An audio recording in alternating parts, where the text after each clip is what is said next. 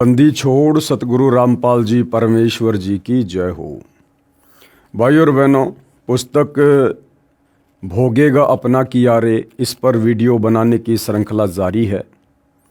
ये पुस्तक करोथा कांड को लेकर सतलोक आश्रम मैनेजमेंट हरियाणा ने अर्थात राष्ट्रीय समाज सेवा समिति के सदस्यों ने लिखी है। और इस पुस्तक को लिखने का तात्पर्य यह है कि बेवजह निर्दोष संत को और उसके भक्तों को सताने की आखिर क्या सज़ा मिलती है। आज हमारा इस पुस्तक पर यह तीसरे नंबर का वीडियो है। पिछली वीडियो में आप जी ने देखा करोथा कांड 2006 के बाद किस तरह से जिन जिन लोगों ने करोथा कांड के ऊपर हमला करने में अपनी भूमिका निभाई थी, कुछ लोग गांव डीगल के थे, कुछ झज्जर के थे, कुछ बागपुर गांव के थे, और उसके बाद कैसे उन परिवारों का सर्वनाश हुआ। तो भाइयों और बहनों, इसी दिशा में अब हम आगे बढ़ते हैं। इस पुस्तक पर आज हमारा ये तीसरे नंबर का वीडियो है और इस पुस्तक पर वीडियो बनाने का हमारा मकसद है कि हम कुछ शिक्षा ग्रहण कर सकें और निकट भविष्य में किसी भी प्रकार की गलती करने से बचें। तो वीडियो की शुरुआत करें उससे पहले पूज्य गुरुदेव भगवान का जयकारा लगाते हैं। बंदी छोड़ सतगुरु रामपाल जी भगवान की जय हो।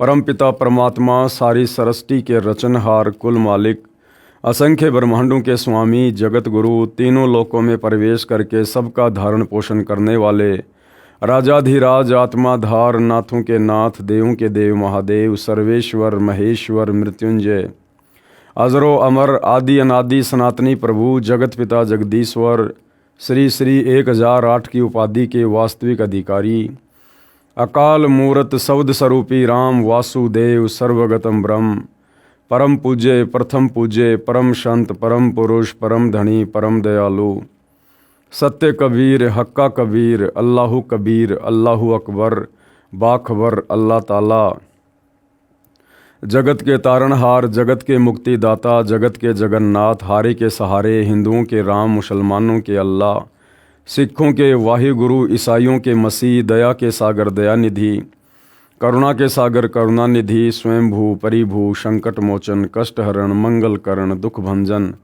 अविगत कबीर, निर्विकार निर्विषम परमात्मा, अलय अलेख सतगुरु, आदि अनादि सतगुरु, असली मर्यादा पुरुषोत्तम, असली राम, असली कृष्ण, असली घनश्याम, असली मुरारी, राजाओं के राजा, महाराजाओं के महाराजा, शहंशाहों के शहंशाह, सम्राटों के सम्राट, भगवानों के भगवान, अल्लाहों के अल्लाह, प्रभुओं के प्रभु, मसीहाओं के मसीह, सच्चे वाहिगुरु, बाबाओं के बाबा, पीरों के पीर, सेठों के सेठ, जगत सेठ, सावड़सा सेठ, सर्वगुण संपन्न, अनंत कोटि कलाओं के स्वामी, अनंत कोटि ब्रह्मांड के नायक, योगियों में महायोगी, ध्यानियों में महाध्यानी, सिद्धों में परम सिद्ध, ज्ञानियों में तत्वज्ञानी, ब्रह्म ज्ञानी, महाज्ञानी, परम ज्ञानी, सर्वश्रेष्ठ ज्ञानी, विज्ञानी, युवा कबीर, समृत कबीर, असमवात, अमित ओजा, सच्चे रहनुमा, करीम अल्लाह, सुभान अल्लाह, दुनिया के अंतिम पैगंबर,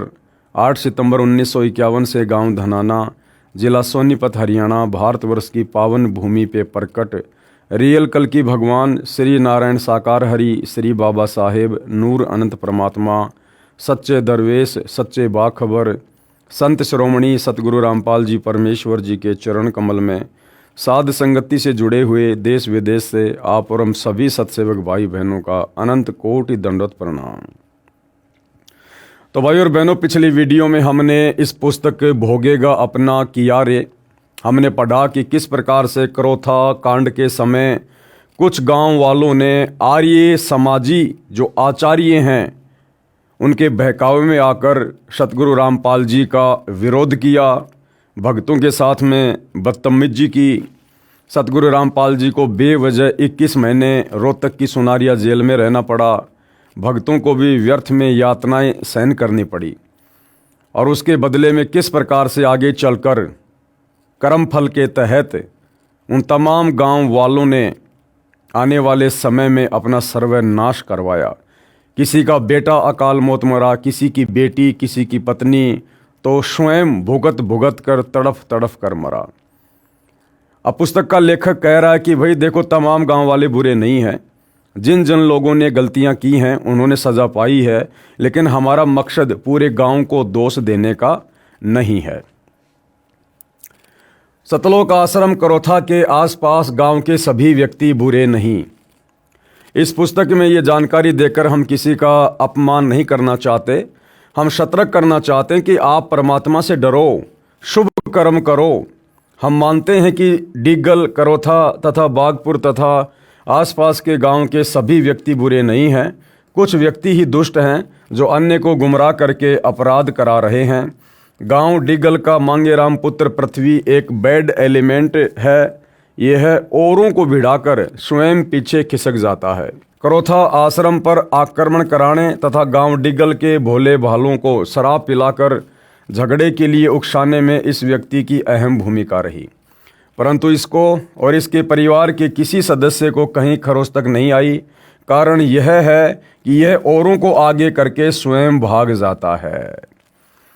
पुस्तक का लेखक क्या कह रहा है कि ये जो मांगेराम नाम का व्यक्ति है ना गांव करोथा का, ये क्या करता है, ये और व्यक्तियों को भिड़ाकर, भ्रमित करके, उकसाकर आगे कर देता है और खुद पीछे खिसक जाता है, जिस कारण से इस व्यक्ति पर अभी तक कोई खरोंच नहीं आई है।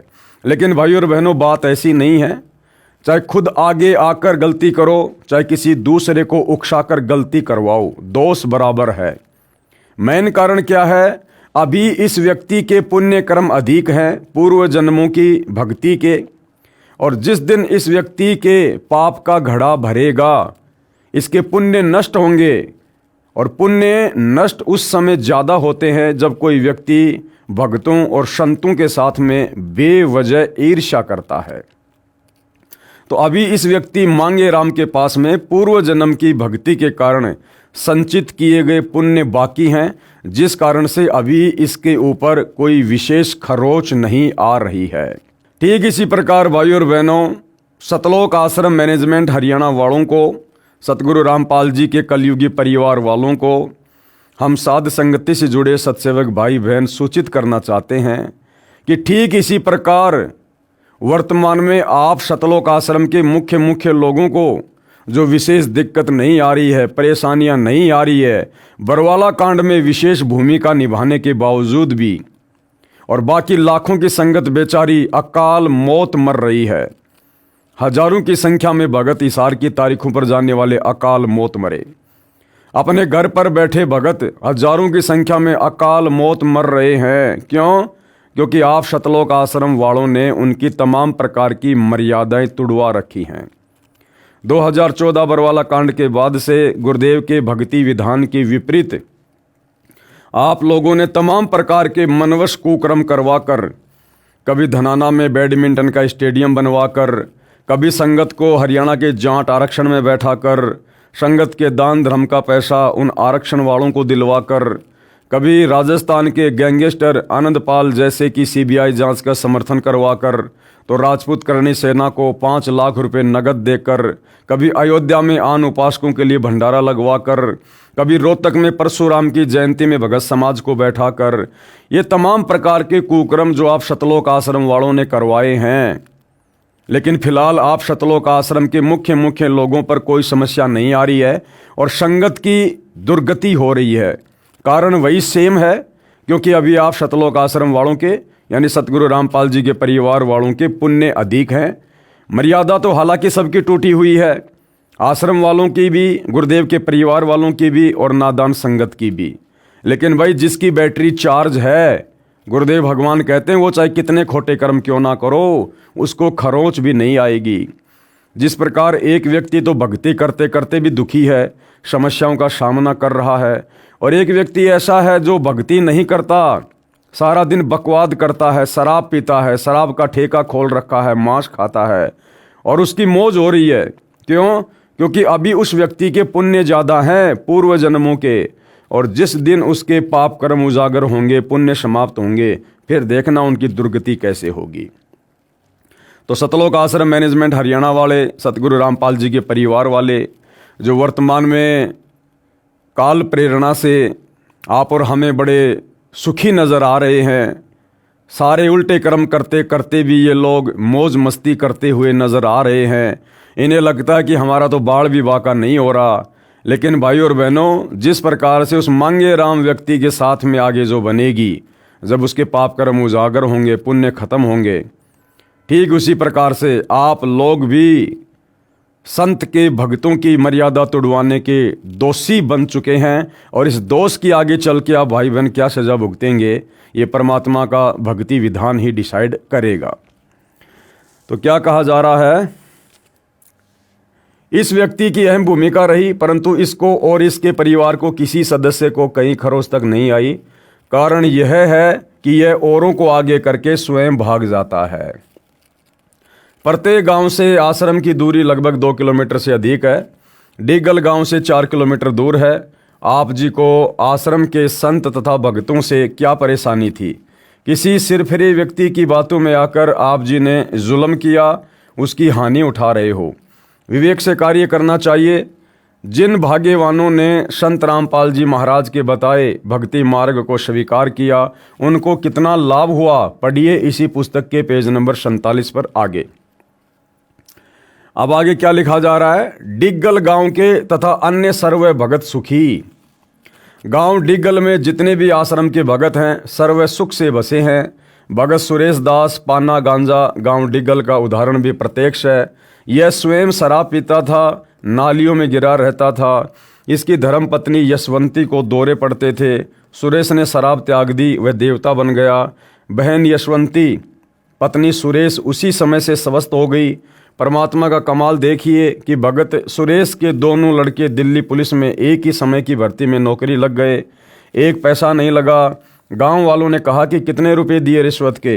भगत ने कहा, मेरे पास पैसा देने को कहाँ है, हमारे सतगुरु रामपाल जी महाराज की कृपया से परमात्मा कबीर जी ने दया की है। ये बात गांव वालों के गले नहीं उतरी। डिगल गांव के भगत निर्विकार तथा अन्य सर्व भगत सुखी जीवन जी रहे हैं। संत रामपाल जी महाराज को विश्व के उद्धार के लिए परमात्मा ने भेजा है। परमात्मा ने नहीं भेजा, सतगुरु रामपाल जी स्वयं ही परमात्मा हैं। ये लेखक की अपनी ज्ञानहीनता है।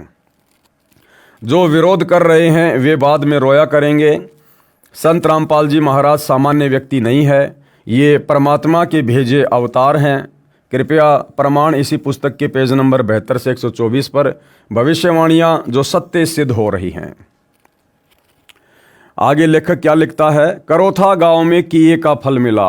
यानी जिस प्रकार से डिग्गल गांव वालों को संत सताने की सज़ा मिली, भक्तों को सताने की सज़ा मिली, बागपुर गांव वालों को संत व भगत सताने की सज़ा मिली, उसी प्रकार करोथा गांव के लोगों को क्या दंड मिला। करोथा गांव के व्यक्ति अधिकतर अपने काम तक सीमित हैं। उनको आर्य समाज के लोगों ने भ्रमित किया। अधिकतर व्यक्ति फिर भी निष्पक्ष रहे।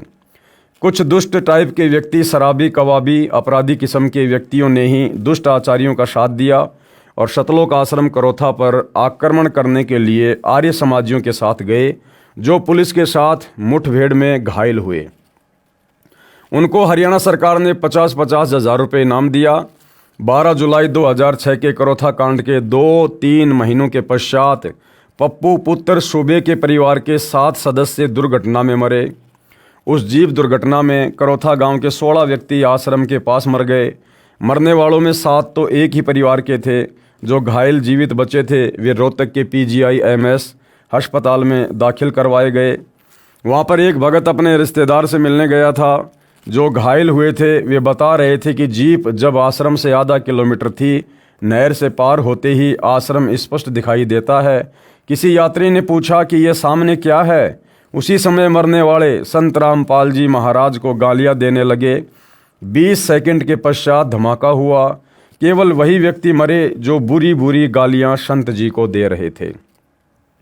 गांव के भक्तों ने बताया कि ये सभी मरने वाले आश्रम की बहन बेटियों को बहुत बुरा कहते थे। संत रामपाल जी महाराज को भी गालियां दिया करते थे।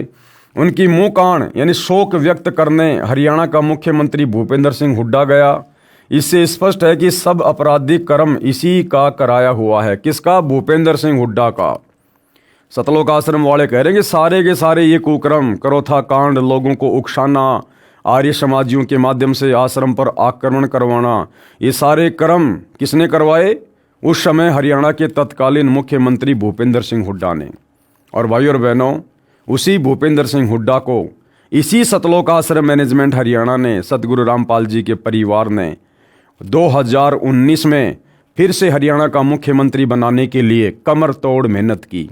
हरियाणा की संगत से भूपेंद्र सिंह हुड्डा का, जो करोथा कांड का मुख्य अपराधी है, उसको वोट भी डलवाए, उसको सपोर्ट भी किया। अब आप समझ सकते हैं भाई और बहनों, सबसे बड़े गुरुद्रोही कौन हैं। नहीं तो हरियाणा में एक एक परिवार के 10-10 सदस्य दुर्घटना में मरे हैं, किसी का शोक व्यक्त करने मुख्यमंत्री नहीं गया। तो उस दुर्घटना में घायल हुए थे, उनमें से एक भोगल नाम का अपराधी तो पागल हो गया, पैर खराब हो गए, 2.5 वर्ष तक भुगत कर मरा। करोथा गांव का एक नसीन नाम का नाई भी आश्रम के संत तथा भक्तों को बहुत गालियां देता था। उसी दुर्घटना में टांग के चोट लगी, 2.5 वर्ष भुगत कर मरा।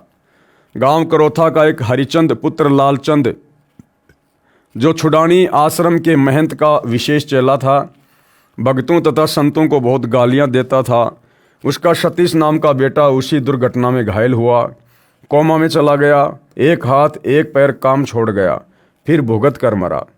इस व्यक्ति ने आश्रम के प्रति बहुत गलत आरोप लगाए थे तथा लोगों को जैली गंडासे लेकर आश्रम पर आक्रमण करने के लिए लाउड स्पीकर लगाकर प्रेरित किया था। इसको छुड़ाने के अवधूत आश्रम के महंत से पैसे तथा प्रोत्साहन मिला था। इसने कढ़ाई चढ़ाकर बदमाशों को लड्डू जलेबी खिलाई थी। इसके पश्चात गांव करोथा में कहर का सिलसिला शुरू है। नंबर 1, राजेश उर्फ कचरा पुत्र सुबे नाम का करोथा गांव का व्यक्ति 12 जुलाई 2006 के करोथा कांड में आक्रमणकारी था। इस दुष्ट व्यक्ति ने दिल खोलकर पाप किया, आर्य समाजियों से रुपयों में बिक गया, गांव के भोले भाले नौजवानों को बहकाकर आश्रम पर आक्रमण करने गया था। आश्रम के भक्तों के घरों को आग लगाने के लिए करोथा के व्यक्तियों को उकसाया था और भी घने भक्तों को पेशी के दौरान रोहतक पीटा करता था। संत रामपाल दास जी महाराज तथा भक्तों पर सन 2006 में बनाए गए झूठे मुकदमों में झूठा गवाह भी था। क्या कह रहा है लेखक? लेखक कह रहा है कि इस व्यक्ति ने संत रामपाल जी के भक्तों को बहुत ज़्यादा मारने और पीटने के लिए लोगों को उकसाया। जब भगत तारीखों पर जाते थे उनको मारते थे, पीटते थे। और क्या किया था? और इसने संत रामपाल जी के मुकदमों में झूठी गवाही भी दी। तो भाई सतलोक आश्रम वालों, जो शिक्षा तुम इन गांव वालों को दे रहे हो, क्या तुम्हारे ऊपर लागू नहीं है? मुझ पवन दास की 12 अगस्त 2025 की इसार कोर्ट की तारीख पर मेरे साथ गए 2 भक्तों को आप सतलोक आश्रम वालों ने, सतलोक आश्रम के मीडिया प्रभारी चांद राठी ने गुंडे भेजकर सतलोक आश्रम धनाना से, जिनका मुखिया था बसंत सैनी गांव गांद्रा जिला रोहतक वाला, जो सतलोक आश्रमों में सारनाम देता है, क्या आप लोगों ने उन भक्तों की बेवजह पिटाई नहीं करवाई? और ये चांद राठी सतलोक आश्रम का मीडिया प्रभारी, ये खुद मेरे 420 के झूठे मुकदमे में गवाह है। इसने मेरे खिलाफ झूठी गवाही दे रखी है कि मैंने, पवन दास ने संत रामपाल जी के भक्तों से ठगी की है, भक्तों को पैसे लेकर लूटा है। क्या चांद राठी जी, आपने झूठा मुकदमा सतगुरु रामपाल जी से मेरे ऊपर नहीं करवा रखा? क्या आपने झूठा मुकदमा धार्मिक भावना भड़काने का झज्जर के बहादुरगढ़ में मेरे ऊपर नहीं लगवा रखा? क्या आपने झूठा मुकदमा मेरे ऊपर सोनीपत के बड़ौदा थाने में नहीं लगवा रखा? तो आने वाले समय में आपको क्या कर्मदंड भोगना पड़ेगा, उस पर भी थोड़ा बैठकर विचार कर लेना। इस अपराधी ने अपने साथ अपने बाप को बेमौत मरवाया। ये सतलोक आश्रम वाले भी बहुत सारे भक्तों को उल्टे कर्म करवाकर बेमौत मरवा रहे हैं और आगे भी मरवाएंगे अगर संगत नहीं संभली तो। तथा स्वयं भी बेमौत मारा गया। इसने किसी की बहन बेटी को बुरा भला कहा था। उसी के प्रतिशोध में कुछ हथियारबंद लोगों ने कचरे के घर पर आकर ही गोली मार दी। इसके पिता की तो वहीं पर मौत हो गई। ये अपराधी 10 दिन तक रोहतक PGIMS में भुगत कर मरा, अपने किए का फल भोगा। सतलोक आश्रम मैनेजमेंट हरियाणा का वर्ल्ड कोऑर्डिनेटर देशराज दिल्ली वाला जो उत्तर प्रदेश का शामली आश्रम संभालता है, क्या उसने मुझ पवन दास को मोबाइल पर गाली नहीं दी थी कि तेरी बेटी को मैं कोठे पर बैठा दूंगा और तेरे मुंह में मूतूंगा मैं अगर हमारे खिलाफ कुछ बोला तो। और सतगुरु रामपाल जी का चाचा का लड़का सुरेश धनाना वाला, सतगुरु रामपाल जी के छोटे भाई महेंद्र का लड़का अमित, क्या इन लोगों ने मुझ पवन दास को जी भरकर माँ बहन की गालियां नहीं दी? क्या आप सतलोक आश्रम के कोऑर्डिनेटर साध संगतियों में बेवजह जा जाकर बेचारे निर्दोष भक्तों की मार पिटाई नहीं करते? पुलिस प्रशासन को बीच में डालकर साध संगतियां नहीं रुकवाते? क्या मुझ पवन दास की आप लोगों ने 3 बार बेवजह पिटाई नहीं की? तो भाई आप लोग भी तैयार रहिए, भोगेगा अपना किया रे, पावेगा अपना किया रे। नंबर 2, करोथा गांव का सोनू पुत्र अशोक अनुसूचित जाति का। यहाँ पर भाई और बहनों लेखक के द्वारा जो शब्द लिखा गया है अनुसूचित जाति का, इसका यहाँ पर कोई औचित्य नहीं बनता है। जिसने करोथा आश्रम पर 12 जुलाई 2006 को आक्रमण किया, पुलिस मुठभेड़ में घायल हुआ, हरियाणा सरकार से 50,000 रुपये इनाम प्राप्त हुआ, वह दोषी बाद में फांसी पर लटक कर मरा, अपने किए पाप का कर्म भोगा।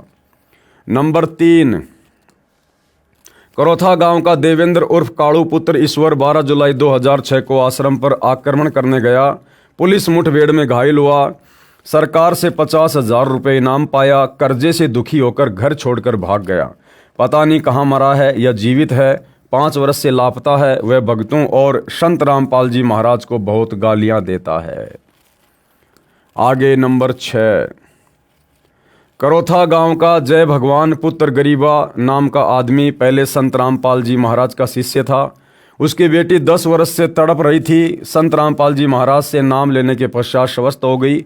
बाद में यह अपराधी गुरुद्रोही होकर भक्तों को रोहतक पेशी पर पहचान बताता था कि यह उनका शिष्य है। अन्य किसी गांव तथा आसपास के गांव के आदमी भक्तों को पीटा करते थे। जिनके घरों में वर्तमान में कहर हो रहा है, अधिकतर भुगत कर मर चुके हैं। स्वयं जय भगवान जहर खाकर मरा। नंबर 5, करोथा गांव का जसवीर उर्फ जस्सड़ पुत्र टेका इतना दुष्ट था कि जब भगवान के घर करोथा के भक्तों व संत के साथ की अत्याचार का लेखा होगा तो ये पहली लाइन में पहला व्यक्ति होगा जो इतना जालिम और दुष्ट था। इसने पेशी पर आने वाले भक्तों को बहुत तंग किया, उनके सिर फोड़े, घायलों को भी पीटता था, अभद्र गालियां देता था। इसने आर्य समाजियों से रुपए लेकर उनका गुलाम बनकर शराब पिलाकर जवान बच्चों को लाकर आश्रम के भक्तों पर जुल्म करता तथा करवाता था। इस दुष्ट का जब अंत आया तो इसने गांव करोथा के ही एक परिवार की लड़की पर गलत नज़र की, जिस कारण से ये लड़की के परिवार वालों ने अपने घर बुलाकर उस दुष्ट जसवीर की गुदा में डंडा ठोक दिया। और भाई 12 अगस्त 2025 मुझ पवन दास की तारीख पर चांद राठी के कहने पर बसंत सैनी जो 10-12 गुंडे लेकर आया था मेरी पिटाई करने के लिए, और मेरे साथ गए 2 भक्तों को जमकर पीटा भी। साथ में ये बसंत सैनी भगत होने के बावजूद किराए से एक लड़की लेकर आया साथ में। उस लड़की के माध्यम से हमारे ऊपर झूठा मुकदमा लगवाना इसका मकसद था। तो भाई अगर उस गांव वाले की गुदा में डंडा घुसा और फिर उसकी दुर्गति से मौत हुई तो भाई बसंत सैनी और चांद राठी जो आप लोग मुख्य भूमिका निभा रहे हो भक्तों को परेशान करने में, तुम्हारे क्या घुसेगा क्या निकलेगा आने वाले समय में, ये परमात्मा का विधान तय करेगा। जिस कारण से उस अपराधी की मौत कई दिन भुगतकर रोहतक मेडिकल में हुई। करोथा गांव के सुंदर पुत्र सहजू ने करोथा के एक भगत के ट्रैक्टर पर तेल डालकर आग लगाई थी। भगत को तो परमात्मा ने नया ट्रैक्टर दे दिया। सुंदर अपराधी भक्तों के साथ बहुत दुर्व्यवहार करता था। इस जालिम दुष्ट के ढाबे पर भूखी कुतिया आ गई। उसको रोटी डालना तो दूर, तेल डालकर जिंदा जला दिया। इससे अंदाज़ा लगाया जा सकता है कि वह अपराधी भक्तों को कितना सताता होगा। इसने अपने किए का दंड भोगा। इसकी दिमाग की नस फट गई। 4 वर्ष बेहोश कोमा में रहा, तब इस अपराधी का अंत हुआ। अरे भैया, इस प्रकार की घटनाएं तो सतलोक आश्रम के बड़े बड़े भक्तों के साथ में घट चुकी हैं। आप सतलोक आश्रम वालों ने खुद एक पुस्तक लिखी है, करोथा कांड का रहस्य, और सच बनाम झूठ और न्यायालय की गिरती गरिमा। और आप खुद सतलोक आश्रम वाले, जब आप लोगों की कोर्ट में तारीखें पड़ती थी तो तारीखों पर जाने से बचने के लिए आप लोग क्या क्या एफिडेविट लगाया करते थे। बसंत सैनी पागल हो गया, पीजीआईएमएस में उसको भर्ती करवा दिया गया, वो रात को ही हॉस्पिटल छोड़कर भाग गया, हमें मिल ही नहीं रहा। तो ये दुर्गति तो आप आश्रम वालों की भी खूब हुई है भाई, ये दुर्गति तो आप आश्रम वालों की भी खूब हुई है। और वही दुर्गति उन गांव वालों की हुई। तो गांव वालों की तो इसलिए हुई क्योंकि उन्होंने गलती की। फिर आप सतलोक आश्रम से जुड़े बड़े बड़े भक्तों की दुर्गति क्यों हो रही है भाई? आप लोगों की ऐसी दुर्गति क्यों हुई जो आप लोग पागल हुए मुकदमों के कारण? आप लोग हॉस्पिटल छोड़ छोड़ के भागने लगे पागल होकर। तो आप लोगों की दुर्गति क्यों हुई? तो गलती पर कहीं न कहीं आप लोग भी तो हैं। नंबर 7, करोथा गांव का आदमी करतार पुत्र रूपचंद आश्रम पर आक्रमण करने गया, पुलिस मुठभेड़ में घायल हुआ, सरकार से 50,000 रुपये इनाम प्राप्त किया, भक्तों को गाली देता, दुर्व्यवहार करता था, भक्तों के घरों को आग लगाने की कोशिश की, वह 1.5 वर्ष भुगत कर मरा।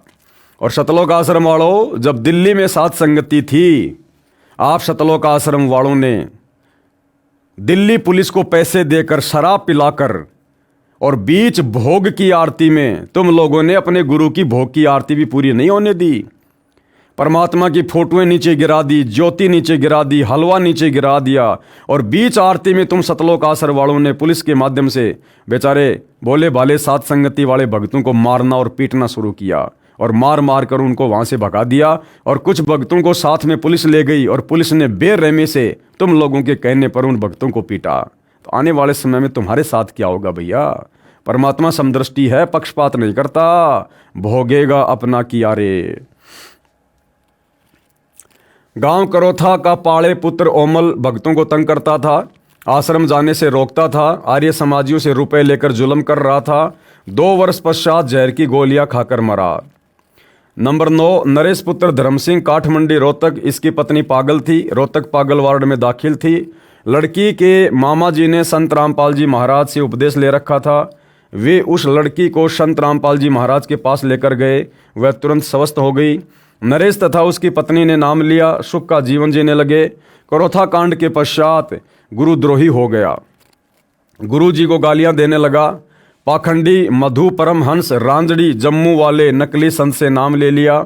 2 वर्ष पश्चात किसी के घर चिनाई का कार्य करने गया था, छत से गिरकर मर गया। करोथा गांव जिला रोहतक में 10-15 दिन में मौत हो जाना आम बात है।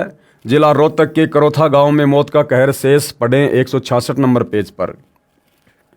अब इसके बाद भाइयों और बहनों दूसरा गांव है गांव बरहाना में मौत का कहर। यानी गांव बरहाना के जिन जिन लोगों ने 2006 के करोथा कांड में अपनी जैसी भी भूमिका निभाई, उसके तहत आने वाले समय में कर्म फल के तहत उनको क्या क्या सजा भोगनी पड़ी। आर्य समाजी आचार्यों का बोया बीज कहां तक हानि कर सकता है, बोले व्यक्ति अब भी नहीं समझ पा रहे हैं। किस कारण से गांव में कहर टूट रहा है। जवान जवान व्यक्ति, कोई जहर खाकर मर रहा है, कोई दुर्घटना के कारण मर रहा है, कोई फांसी लगाकर मर रहा है। ठीक इसी प्रकार 2014 बरवाला कांड के बाद सबसे पहले तो सतलोक आश्रम मैनेजमेंट हरियाणा ने, सतगुरु रामपाल जी के परिवार ने सतलोक आश्रम बरवाला में बरवाला कांड का बीज बोया।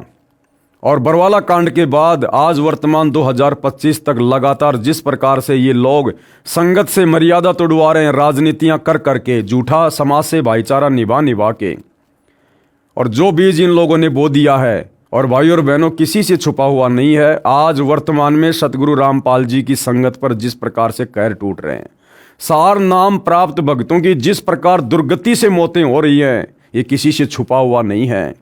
तो आम संगत से भी हम प्रार्थना करते हैं कि भैया कर्म फल तो भोगना पड़ेगा, चाहे गलत काम करो, चाहे गलत काम करने वाले का साथ दो।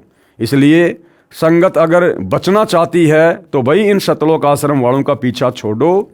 गुरुदेव भगवान ने हमें जो ज्ञान दे रखा है, जो भक्ति दे रखी है, घर बैठकर मर्यादा में रहकर अपनी भक्ति करो, जब तक गुरुदेव भगवान अपने मिशन को पूरा करके हिसार जेल से बाहर नहीं आ जाते हैं।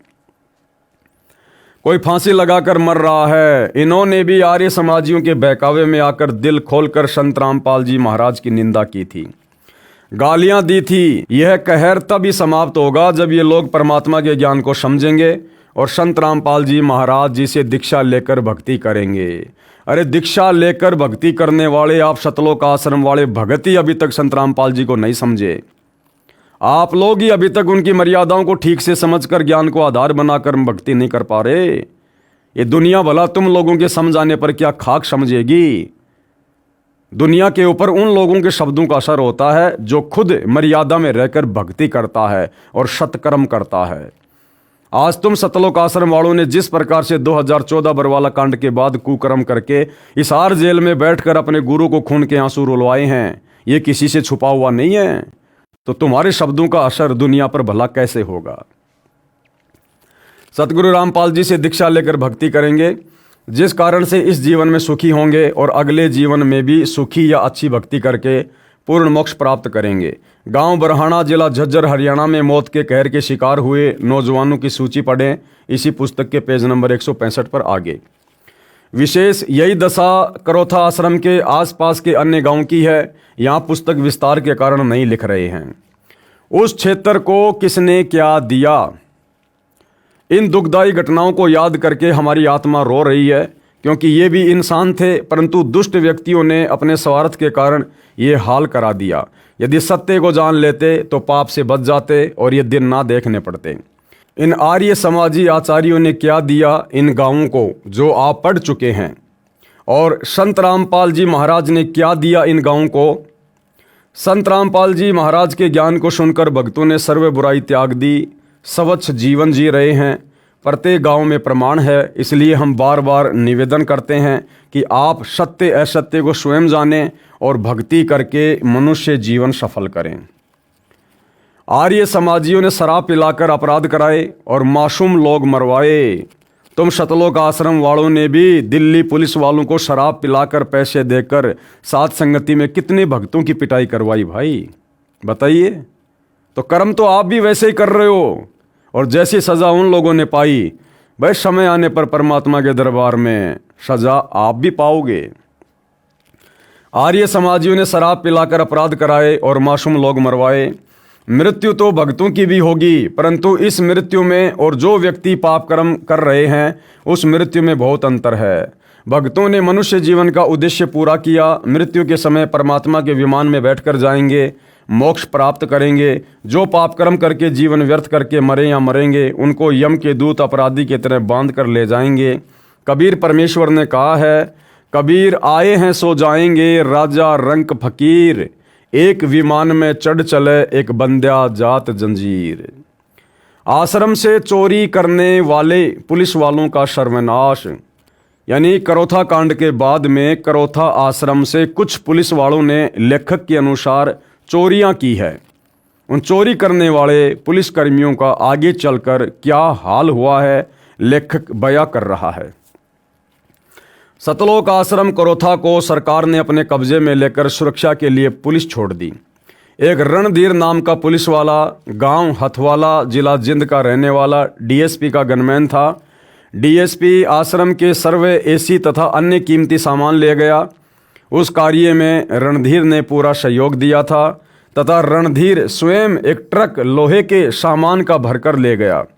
उसका एक मित्र पुलिस वाला था, जिसके परिवार ने संत रामपाल जी महाराज से उपदेश ले रखा था। रणधीर गनमैन ने अपने मित्र से एक दिन के लिए ट्रैक्टर मांगा। कारण बताया कि आश्रम से माल ले जाऊंगा। उसने अपने पुत्र से कहा कि तेरे अंकल को ट्रैक्टर दे देना। लड़का संत रामपाल जी महाराज का शिष्य था। जब उस भगत बच्चे को पता चला तो कहा कि आप हमारे पिता के मित्र हैं, हम आपकी सर्व मदद कर सकते हैं, परंतु इस महापाप में सहयोग नहीं दे सकते। और अंकल कान खोलकर सुन ले, तुम उस आश्रम से एक पेचकस भी मत ले जाना, नहीं तो सर्वनाश को प्राप्त हो जाओगे। परंतु उसको काल उठा रहा था। उसने किराए पर ट्रक लिया, एक ट्रक सामान आश्रम से चोरी करके ले गया। उसने करोथा आश्रम से एक ट्रक सामान के भरकर बेचकर रुपए लिए। 6 महीने पश्चात वह अपराधी पुलिस वाला रणधीर जहर की गोली खाकर मौत को प्राप्त हुआ तथा डीएसपी का इकलौता पुत्र विष खाकर मर गया। उसकी लड़की का पति मर गया, दूसरी जगह विवाह किया, फिर वह लड़की मर गई। स्वयं शुगर का मरीज है, पैर का अंगूठा तथा उंगली गलकर कट गई।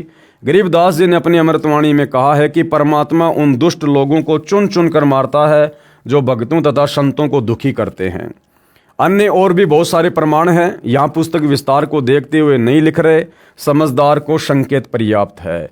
भाई करोथा कांड के समय तो करोथा गांव के आसपास के लोगों ने, पुलिस वालों ने संत रामपाल जी को जो दुखी किया उसका कारण अलग था, क्योंकि उन लोगों ने आश्रम से चोरी करी, झूठे मुकदमे लगाए, संत जी के खिलाफ झूठी गवाही दी, लोगों को उकसाया। तो उन लोगों ने तो इस प्रकार से संत रामपाल जी को दुखी किया, तंग किया, परेशान किया, और आने वाले समय में उन्होंने सजा भी पाई। अब 2014 बरवाला कांड में सबसे बड़ी भूमिका सतलोक आश्रम मैनेजमेंट हरियाणा की। भक्तों को काले कपड़े पहनाकर कमांडो बना दिया, संत रामपाल जी के झूठे आदेशों की आड़ में पुलिस वालों से लड़ने मरने के लिए खड़ा कर दिया। और 2014 बरवाला कांड के बाद से संत रामपाल जी की तमाम मर्यादाओं को तुड़वाते हुए आज संगत को संत रामपाल जी से कोसों दूर कर दिया है। भले लोग आश्रमों में जा रहे हैं, आ रहे हैं, अपने आप को भगत समझ रहे हैं, परंतु मर्यादाओं में नहीं है। संत जी का कोई आशीर्वाद उनके ऊपर नहीं है। और आज आए दिन सैकड़ों की संख्या में संगत अकाल मौत मर रही है, एक्सीडेंट में, जहर खाकर, फांसी खाकर। 16 भगत एक एक साथ एक्सीडेंट में मर रहे हैं। इसार तारीख पर जाते समय महाराष्ट्र के लातूर के भगत 2 मिनी बसों में सवार होकर आ रहे थे।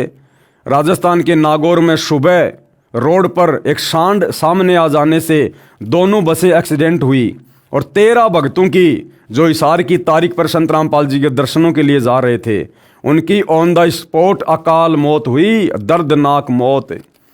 कोई ट्रेन के नीचे आकर कट रहा है।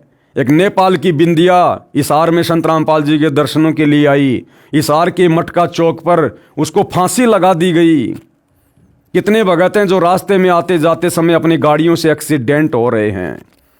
कितनी माता बहनें हैं वो आते जाते समय अपने घर नहीं पहुंच पा रही। तो भाई इन तमाम कुकर्मों के लिए जिम्मेदार कौन है? इन तमाम कुकर्मों के लिए जिम्मेदार सतलोक आश्रम मैनेजमेंट हरियाणा है। और वर्तमान में इसार जेल से जो विशेष संदेश आ रहे हैं, सतगुरु रामपाल जी इन आश्रम वालों के कुकर्मों को देख देख कर रो कर संदेश दे रहे हैं, रो कर कि नालायको, तुम तो जगत वालों से भी गए गुजरे हो गए, जगत वालों से भी।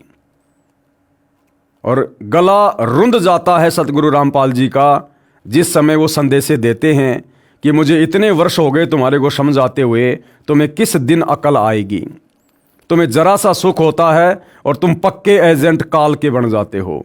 उसके बावजूद भी आश्रम वाले कुकर्म करने से बाज नहीं आ रहे। तो भाइयों और बहनों, अभी भक्तों की बैटरी थोड़ी चार्ज है, लेकिन परमात्मा से पंगा बहुत महंगा पड़ता है। आने वाले समय में भोगेगा अपना किया रे। अब आगे गुरुदेव भगवान क्या कह रहे हैं। श्री कृष्ण जी मथुरा त्याग कर द्वारिका में बसे। क्यों बसे? मथुरा के आसपास के लोगों से दुखी होकर, परेशान होकर अंत में श्री कृष्ण जी ने मथुरा छोड़ दिया और द्वारिका जाकर बसे। तो लेखक कहना चाहता है कि इसी प्रकार करोथा गांव के आसपास के लोगों से दुखी होकर सतगुरु रामपाल जी को भी रोहतक में अलग थलग रहना पड़ा, सुनारिया जेल में। और पीछे से गांव वालों ने फिर जैसा किया था उसका कर्म फल भी भोगा। श्री कृष्ण जी मथुरा त्याग कर द्वारिका में बसे। श्री कृष्ण जी का जन्म मथुरा के राजा कंस की जेल में हुआ। जन्म से ही दुश्मनों की लाइन लग गई थी। मामा कंस, चाणूर, शिशुपाल, जरासिंध, काल्यवन आदि ने श्री कृष्ण जी के साथ अनेकों जुल्म किए, जिस कारण से महात्मा कृष्ण जी और नरसंहार न हो, इस उद्देश्य से मथुरा त्याग कर रातों रात अपने सर्व परिवार तथा सेना लेकर मथुरा से लगभग 1500 किलोमीटर दूर द्वारिका में बसे। द्वारिका समुद्र में एक बहुत बड़ा टापू था। श्री कृष्ण जी किसी को मारने के लिए नहीं जन्मे थे, वे जीव का उद्धार करना चाहते थे। भैया श्री कृष्ण जी के पास में कौन सा उद्धार करने की जड़ी बूटी थी? उनको काल ने स्पेशल विष्णु का अवतार बनाकर महाभारत के युद्ध में उसके माध्यम से विशेष भूमिका अदा करने के लिए करोड़ों लोगों को मरने और मरवाने के लिए तो भेजा था। और श्री कृष्ण जी किसका उद्धार करने आए थे? क्या उनका खुद का उद्धार है क्या? वे खुद काल के जाल में हैं। तो भाइयों और बहनों, ये लेखक की ज्ञानहीनता है जो सतलोक आश्रम से जुड़ा हुआ है। श्री कृष्ण जी किसी को मारने के लिए नहीं जन्मे थे, वे जीव का उद्धार करना चाहते थे। परंतु जनता के दुश्मन महापुरुष के साथ ही जन्म लेते हैं। वे दुष्ट व्यक्ति महापुरुष के साथ झगड़ा कर अपने कर्म खराब करते हैं, अपना इतिहास खराब करते हैं, जिसके परिणाम स्वरूप भविष्य में निंदा के पात्र बनते हैं तथा घोर पाप के भागी बनते हैं। ठीक है भाई, लेखक के अनुसार किसी महापुरुष के साथ में दुष्ट व्यक्तियों का भी जन्म होता है और वे दुष्ट व्यक्ति आगे चलकर अपने कर्म बिगाड़ते हैं, फिर महापाप के भागी बनते हैं।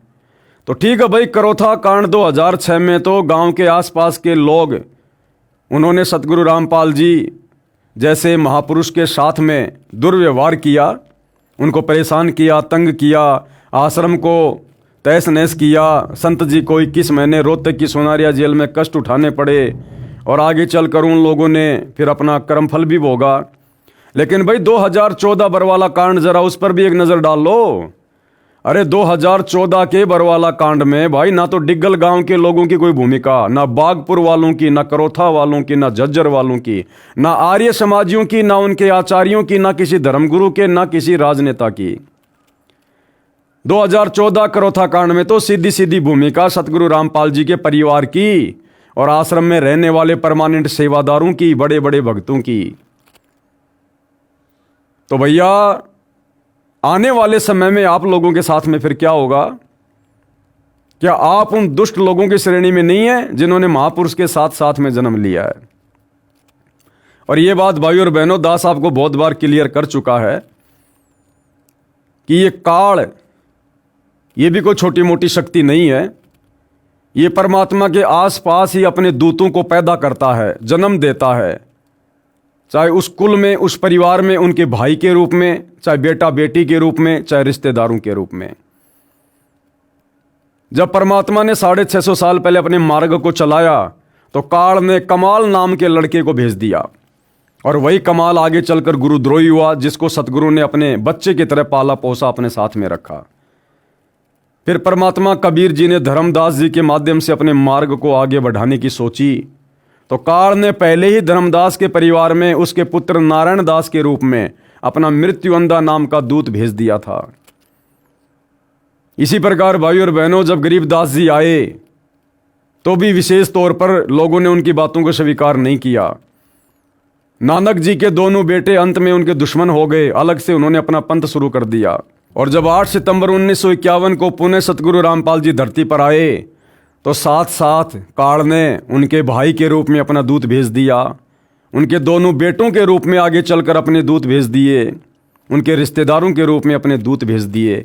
और बरवाला कांड 2014 में इन्हीं लोगों की मुख्य भूमिका रही है भक्तों से अपने भगवान को दूर करवाने की। और वो निरंतर कोशिश आज भी जारी है। 2025 तक सतगुरु रामपाल जी के भक्ति विधान में गंदगी फैलाकर, मर्यादा तुड़वाकर भक्तों को भगवान से कोसों दूर करवाने की। तो भाई आने वाले समय में भोगेगा अपना किया रे। श्री कृष्ण भगवान के मथुरा से चले जाने के पश्चात वहाँ के जालिम लोगों ने अपनी विजय मानी तथा लड्डू बांटे थे। आज इतिहास गवाह है कि श्री कृष्ण तो पूजे हुए तथा विरोधियों का नाम कितनी नफरत से लिया जाता है। ठीक ये इतिहास करोथा कांड करके कुछ दुष्ट लोगों ने दोहरा दिया। कलयुग में इन दुष्ट व्यक्तियों के नाम कंस रावण की श्रेणी में आएंगे, जिन्होंने संत रामपाल जी महाराज के साथ जुल्म करके करोथा आश्रम खाली करवा कर मिठाई बांटी थी। और वही बरवाला कांड करवाने में जिन जिन लोगों की भूमिका रही है, फिर उनका नाम कौन सी लिस्ट में आएगा आने वाले समय में? कंस वाली में या रावण वाली में? हरियाणा के मुख्यमंत्री भूपेंद्र सिंह हुड्डा का भी काला इतिहास बनेगा। अगर हरियाणा के मुख्यमंत्री भूपेंद्र सिंह हुड्डा का काला इतिहास बनेगा तो उसी भूपेंद्र सिंह हुड्डा को 2019 में सतगुरु रामपाल जी के परिवार ने, सतलोक आश्रम के मुख्य भक्तों ने 2019 के चुनाव में जो भूपेंद्र सिंह हुड्डा का समर्थन किया, उसको वोट डलवाए। भैया साथ में उनका भी काला इतिहास लिखा जाएगा कि सतगुरु रामपाल जी के दोषी भूपेंद्र सिंह हुड्डा को सतगुरु रामपाल जी के परिवार के किन किन सदस्यों ने और किन किन भक्तों ने समर्थन किया। क्योंकि भगवान के दुश्मन का समर्थन करने वाला कौन? काल का दूत। तो आने वाले समय में सतगुरु रामपाल जी के परिवार का नाम भी इसी लिस्ट में होगा, जिस लिस्ट में भूपेंद्र सिंह हुड्डा का होगा। लेखक के अनुसार भूपेंद्र नाम से हुई घृणा, इसी तरह आने वाले समय में सतगुरु रामपाल जी के परिवार से भी लोगों को घृणा हो जाएगी। फिलहाल संगत की आंखें बंद हैं, लेकिन हमेशा नहीं रहेगी, कभी न कभी तो ज्ञान का प्रकाश होगा। और जिस दिन वो तत्व ज्ञान अंगड़ाई लेगा, यही संगत जो आज तुम्हारे झूठे आदेशों पर, झूठे पीले पर्चों पर एआई से बनाई गई सतगुरु रामपाल जी के नकली ऑडियो वीडियो पर विश्वास करके अंधी होकर तुम्हारे पीछे चल रही है, सारे कुकर्म कर रही है, अपनी मर्यादा तोड़वा रही है, साथ में जेल में बैठे अपने गुरु को दुखी कर रही है। आने वाले समय में जब इस संगत की बुद्धि ऑन होगी, सच्चाई का पता चलेगा, तो भैया तुम्हारे साथ में क्या होगा सतलोक आश्रम वालों। भूपेंद्र नाम से हुई घृणा। एक 12 वर्षीय लड़के ने 15 अगस्त 2013 को संत रामपाल जी महाराज से कहा कि गुरुदेव जी मेरा नाम बदल दो। संत जी ने पूछा कि वर्तमान में क्या नाम है। लड़के ने कहा भूपेंद्र। मैं इस कलंकित नाम को रखना नहीं चाहता जिस नाम के व्यक्ति ने कंस से भी बढ़कर अत्याचार किया। ये कहकर बच्चे की आंखों में आंसू आ गए, क्योंकि 10 जुलाई 2006 को वह सत्संग सुनने के लिए अपनी माता तथा पिताजी के साथ करोता आश्रम में जा रहा था। डेगल गांव के कुछ दुष्ट लोगों ने उन तीनों को बुरी तरह से पीटा, बच्चे को छीनकर जमीन पर पटक दिया। वहीं पर पुलिस भी बहुत संख्या में खड़ी थी। जब पुलिस वालों से उसके पिता ने शिकायत की तो पुलिस वाले हंसने लगे। एक नेक पुलिस वाले ने कहा कि भगत वापस चला जा, ये सारा जुल्म मुख्यमंत्री भूपेंद्र करा रहा है, नहीं तो इनकी क्या मजाल ये मुट्ठी भर लोग उधमस उतार दें। जुल्म कर रहे हैं, हमारी आत्मा भी रो रही है। आपसे पहले तो इन्होंने बहुत सी बहन बेटियों के साथ सरेआम अभद्र बर्ताव किया है, उनके आभूषण भी छीन लिए, किराए के पैसे भी नहीं छोड़े, रोते हुए जान बचाकर भागे हैं। उस दिन से उस बच्चे को ये बात घर कर गई थी। उस दिन से वो रोते हुए घर चले आए थे। संत जी के जेल से आने के पश्चात ही मिल पाए थे। संत रामपाल जी महाराज ने कहा बेटा, नाम बुरा नहीं होता, काम बुरा होता है। अपराधी से नफरत नहीं करनी चाहिए, अपराध से नफरत करनी चाहिए। जो जैसा करेगा उसका फल परमात्मा अवश्य देगा। अपना किया भोगना पड़ता है। ऐसे अत्याचार की कथा सुनकर कलेजा मुंह को आता है। क्या भूपेंद्र सिंह हुड्डा तथा ऐसे जालिम व्यक्ति सुखी रह सकेंगे? कभी नहीं। भगवान के घर देर है अंधेर नहीं। तो सतलोक आश्रम वाले क्या लिख रहे हैं भाइयों और बहनों कि सतगुरु रामपाल जी ने उस बच्चे से किया कि बेटा अपराधी से नफरत मत करो, अपराध से नफरत करो, और किसी के साथ लड़ाई झगड़ा नहीं करना। समय आने पर अपना किया अवश्य भोगेंगे। फिर भैया मुझ पवन दास का मुकदमा हिसार कोर्ट में चल रहा है। समय आने पर जज इंसाफ करेगा कौन सही है कौन गलत है। फिर तुम सतलोक आश्रम वाले गुंडों की भांति मुझ पवन दास पर हमला क्यों करते हो? जान से मारने की कोशिश क्यों करते हो भाई? अपने गुरु की बातों पे अमल करो ना। आर्य समाजियों का हथियार उन्हीं पर चला। ऐसे ही इन सतलोक आश्रम वालों के हथियार जो वर्तमान में ये यूज कर रहे हैं घटिया तरीके, ये इन्हीं के ऊपर चलेंगे, इन्हीं के ऊपर। आर्य समाजियों का हथियार उन्हीं पर चला। 12 मई 2013 को फिर से जुल्म किया गया। परमात्मा ने ऐसी माया फेरी जो मुख्यमंत्री भूपेंद्र सिंह आर्य समाजी अपने ग्रुप के व्यक्तियों आचार्यों को पूरा सहयोग देकर आश्रम के अनुयायियों को परेशान किया करता था। उसी का सुदर्शन चक्कर उसी पर चल गया। 18 फरवरी 2013 को श्री भूपेंद्र सिंह हुड्डा मुख्यमंत्री हरियाणा को पता चला कि सर्वोच्च न्यायालय ने करोथा आश्रम ट्रस्ट को सौंपने के आदेश दे दिए। उसके पश्चात अपने साजंदों आचार्यों को फिर से तैयार किया। गौशाला घड़ोली जिला जिंद के नाम 2.5 करोड़ रुपए की ग्रांट दी। उस ग्रांट को देने का उद्देश्य था कि किराए पर बदमाश लाए जाएं, क्योंकि आसपास के व्यक्ति समझ गए थे कि संत रामपाल जी महाराज व उनके भगत बुरे नहीं हैं, इसलिए इनको आसपास की जनता का सहयोग नहीं मिल रहा था। अपने षड्यंत्र के अनुसार 12 मई 2013 को करोथा आश्रम पर आक्रमण करने की योजना बनाई। 7 अप्रैल 2013 को आश्रम ट्रस्ट को मिला। 9 अप्रैल 2013 को आर्य समाजियों ने आक्रमण कर दिया। स्थानीय जनता ने उनका कोई सहयोग उस पाप में नहीं दिया। उस दिन अगली योजना बनाकर आने का कहकर चले गए, जिस कारण से बदमाशों को किराए पर लाए। 12 मई 2013 को करोथा आश्रम में उपस्थित भक्तों को मारने के लिए करोथा गांव में इकट्ठे हुए बदमाश भी उनके साथ थे। दूसरी ओर आश्रम करोथा के ट्रस्टी ने माननीय हाई कोर्ट चंडीगढ़ में सुरक्षा की अर्जी लगाई। समय की आवश्यकता को समझकर न्यायालय ने आश्रम की सुरक्षा के सख्त आदेश दिए, जिस कारण से करोथा आश्रम के चारों ओर पुलिस तैनात कर दी गई। पहले 12 जुलाई 2006 तथा 9 अप्रैल 2013 के आक्रमणों में स्थानीय पुलिस आर्य समाज के व्यक्तियों की खुलकर मदद करती रही थी, परंतु 12 मई 2013 को पुलिस बल बाहर से आया था।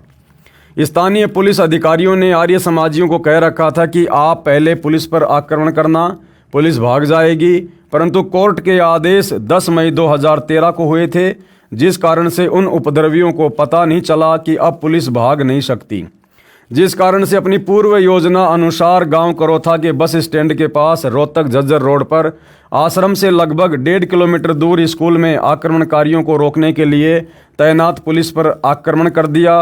पुलिस ने भी जवाब में कार्रवाई की, जिसमें एक करोथा गांव की औरत प्रोमिला सहित 3 उपद्रवियों की जानें गई। बहुत सारे घायल हुए, पुलिस वाले भी बहुत संख्या में घायल हुए। कमाल की बात है कि जैसे झूठे मुकदमे जुलाई 2006 में संत रामपाल जी महाराज व भक्तों पर बनाए थे, उसी तर्ज पर 12 मई 2013 को भी प्रोमिला नाम की औरत की हत्या का झूठा मुकदमा संत रामपाल जी महाराज तथा भक्तों पर बना दिया। जबकि सारा भारत टीवी पर देख रहा था, लाइव देख रहा था कि एक प्रोमिला नाम की औरत जो करोथा गांव की है, उस समय 3 की मौत पुलिस मुठभेड़ में हुई। वीडियो में वह प्रोमिला लाठी लेकर पुलिस से लड़ रही है। वह करोथा आश्रम से 1.5 किलोमीटर दूर मरी थी। जबकि संत रामपाल जी महाराज सतलोक आश्रम बरवाड़ा में 10, 11, 12 मई 2013 का पूर्व निर्धारित सत्संग कर रहे थे। बरवाला जिला हिसार में है, करोथा गांव से लगभग 100 किलोमीटर दूर है। अब जांच में संत रामपाल जी महाराज को निर्दोष पाया गया। दोनों प्रशासन तथा आर्य समाजी जो संत रामपाल जी महाराज तथा उनके भक्तों पर कहर ढाया करते थे, 12 मई 2013 को आपस में कट मरे। मुख्यमंत्री हरियाणा श्री भूपेंद्र सिंह हुड्डा ने संत रामपाल जी महाराज से प्रार्थना की, अपनी सरकार बचाने की गुहार लगाई। बिना शर्त सतलोक आश्रम करोथा खाली कर दिया गया, परंतु आश्रम पर हमारा कब्जा रहेगा, ऐसा ही हुआ। आश्रम पर ट्रस्ट का ताला लगाया गया। भगत समय समय पर आश्रम की सफाई करके आते हैं। सुरक्षा सरकार के जिम्मे है। यदि संत रामपाल जी महाराज ये परोपकार नहीं करते तो आश्रम को किसी कीमत पर सरकार खाली नहीं करवा सकती थी, क्योंकि सर्वोच्च न्यायालय के आदेश अनुसार करोथा आश्रम प्राप्त हुआ था। मिलिट्री भी आश्रम की सुरक्षा के लिए पहुंच गई थी, परंतु संत मान बढ़ाई नहीं चाहते, जनता की भलाई चाहते हैं। ये अनमोल कार्य महान संत ही कर सकते हैं। आश्चर्य की बात है कि मुख्यमंत्री श्री भूपेंद्र सिंह हुड्डा ने इतने बड़े परोपकार का भक्तों तथा संतों को क्या प्रतिफल दिया। कभी ये भी नहीं पूछा कि आप दुखी हो या सुखी हो। धन्यवाद करने का भी काम नहीं, परंतु हम तो उस विधान का पालन करते हैं, नेकी कर कुएं में डाल, जो बुरा करेगा उसका होगा बुरा हाल। भूपेंद्र सिंह हुड्डा का सुदर्शन चक्कर उसी पर चला। एक बार दुर्वासा ऋषि ने निर्दोष भगत अम्बरीश को मारने के लिए सुदर्शन चक्कर छोड़ा था। भगत अम्बरीश के चरण छूकर सुदर्शन चक्कर दुर्वासा ऋषि को मारने के लिए चल पड़ा। दुर्वासा ऋषि भागकर भगवान विष्णु जी के पास गया, परंतु विष्णु जी ने कहा कि तेरी जान अम्बरीश ही बख्श सकता है। उसी से क्षमायाचना कर दुर्वासा ऋषि ने वापस आकर भगत अम्बरीश के चरण पकड़कर अपनी गलती का एहसास किया, क्षमायाचना की। तब वह सुदर्शन चक्कर शांत हुआ तथा दुर्वासा ऋषि की जान बची। इसी प्रकार 12 मई 2013 को मुख्यमंत्री भूपेंद्र सिंह अपनी देखरेख में सर्वे ऑपरेशन करा रहा था।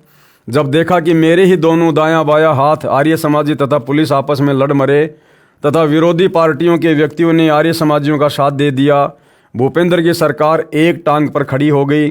तब मुख्यमंत्री हेलीकॉप्टर में बैठकर युद्ध को देखता हुआ यूपीए अध्यक्ष सोनिया के पास दिल्ली गया। सोनिया जी ने उसे गृह मंत्री भारत सरकार के पास भेज दिया।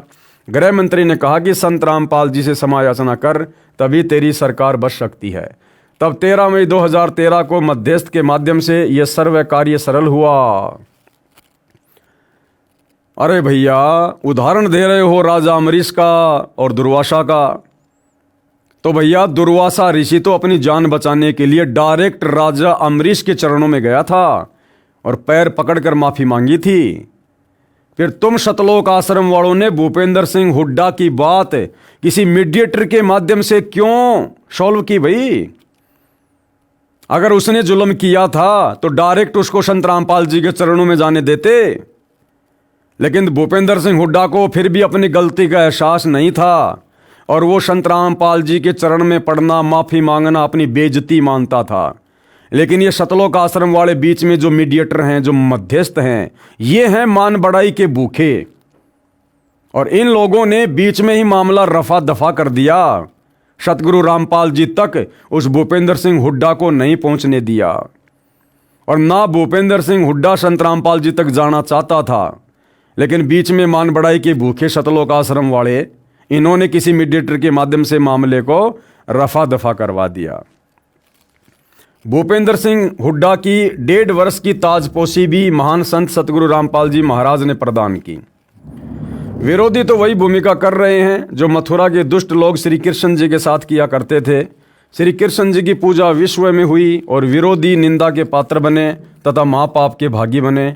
जैसे मथुरा के व्यक्तियों ने श्री कृष्ण जी के मथुरा से चले जाने के पश्चात खुशी से मिठाई बांटी थी, वे श्री कृष्ण जी के अवतार धर्म में कोई बाधा नहीं बन सके, अपितु पाप के भागी बने। आज तक उनकी निंदा की जाती है। इसी प्रकार संत रामपाल जी महाराज को पूर्ण परमात्मा कबीर जी ने अवतार रूप में भेज रखा है।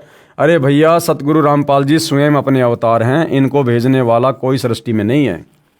पढ़िए प्रमाण इसी पुस्तक के पेज नंबर 72 पर। दुष्ट व्यक्तियों ने मीडिया के माध्यम से संत रामपाल जी महाराज को कितना बदनाम किया, जनता तथा सरकार को विरोधी बना दिया, परंतु परमात्मा सदा सत्य का साथ देता है। संत रामपाल जी के कई लाख नए भगत बन गए, विरोधियों का विनाश हो रहा है। आगे लेखक क्या लिख रहा है? हरियाणा की जनता के साथ आर्य समाज के आचार्यों ने अपने स्वार्थवश बहुत बड़ा धोखा किया है।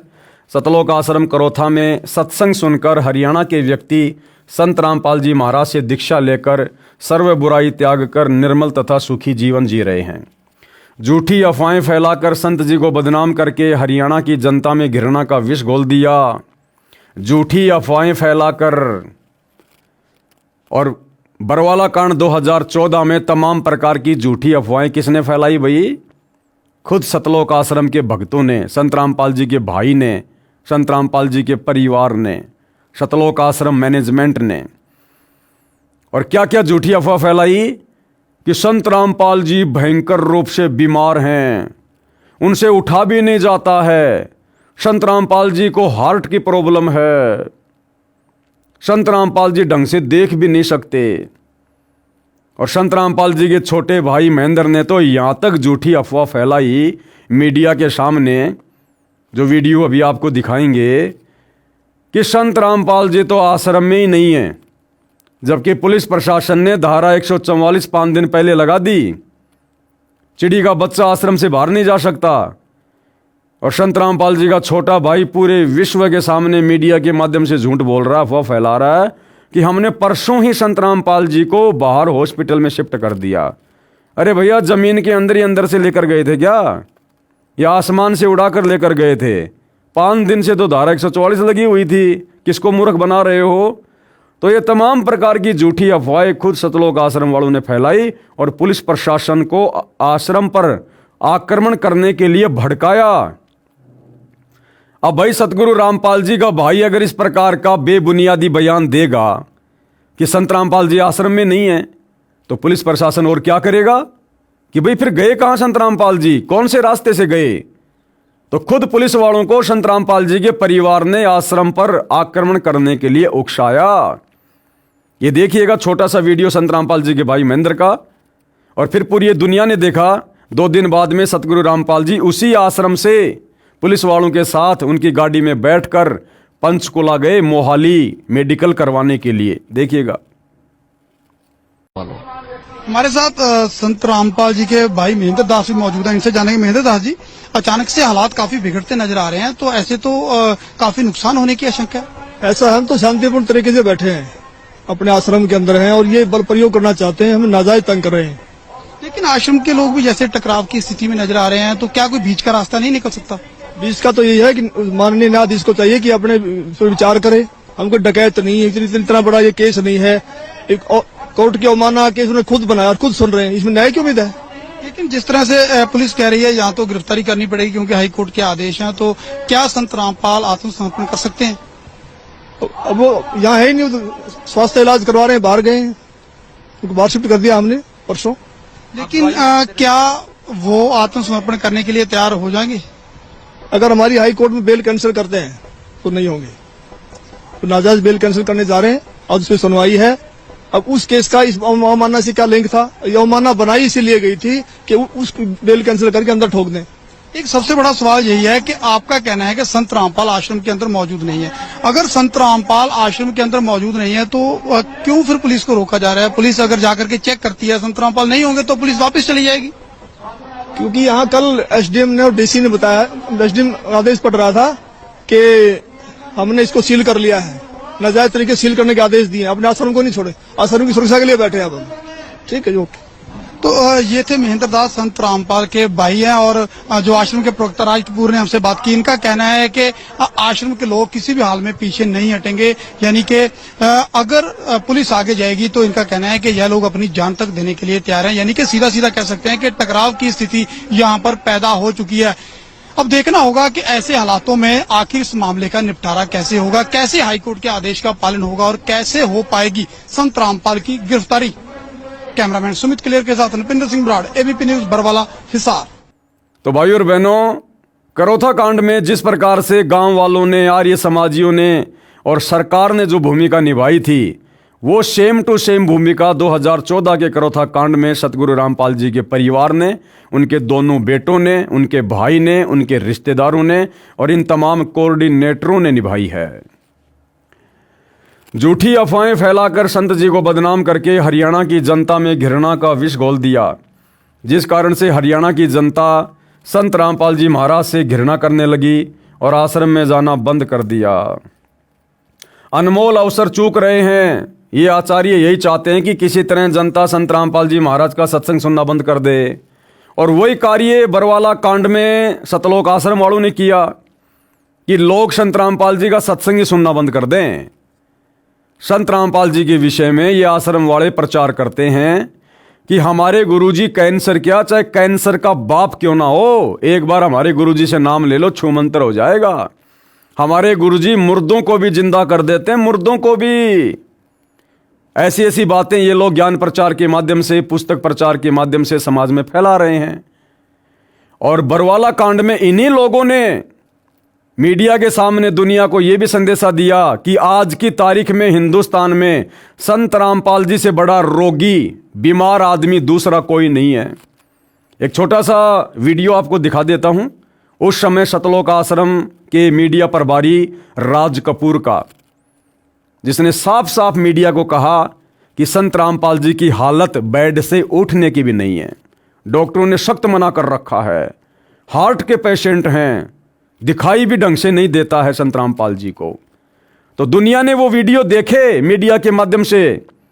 अब दुनिया इन बातों को सुनकर संत रामपाल जी का मजाक उड़ाएगी या उनके सत्संग सुनेगी कि एक तरफ तो यही भगत कहा करते थे कि हमारे गुरुजी कैंसर क्या, कैंसर के बाप को समाप्त कर देंगे, हमारे गुरुजी मुर्दे को जिंदा कर देते हैं, और आज इनके गुरु की ऐसी हालत हो रही है। खुद ये भगत कह रहे हैं।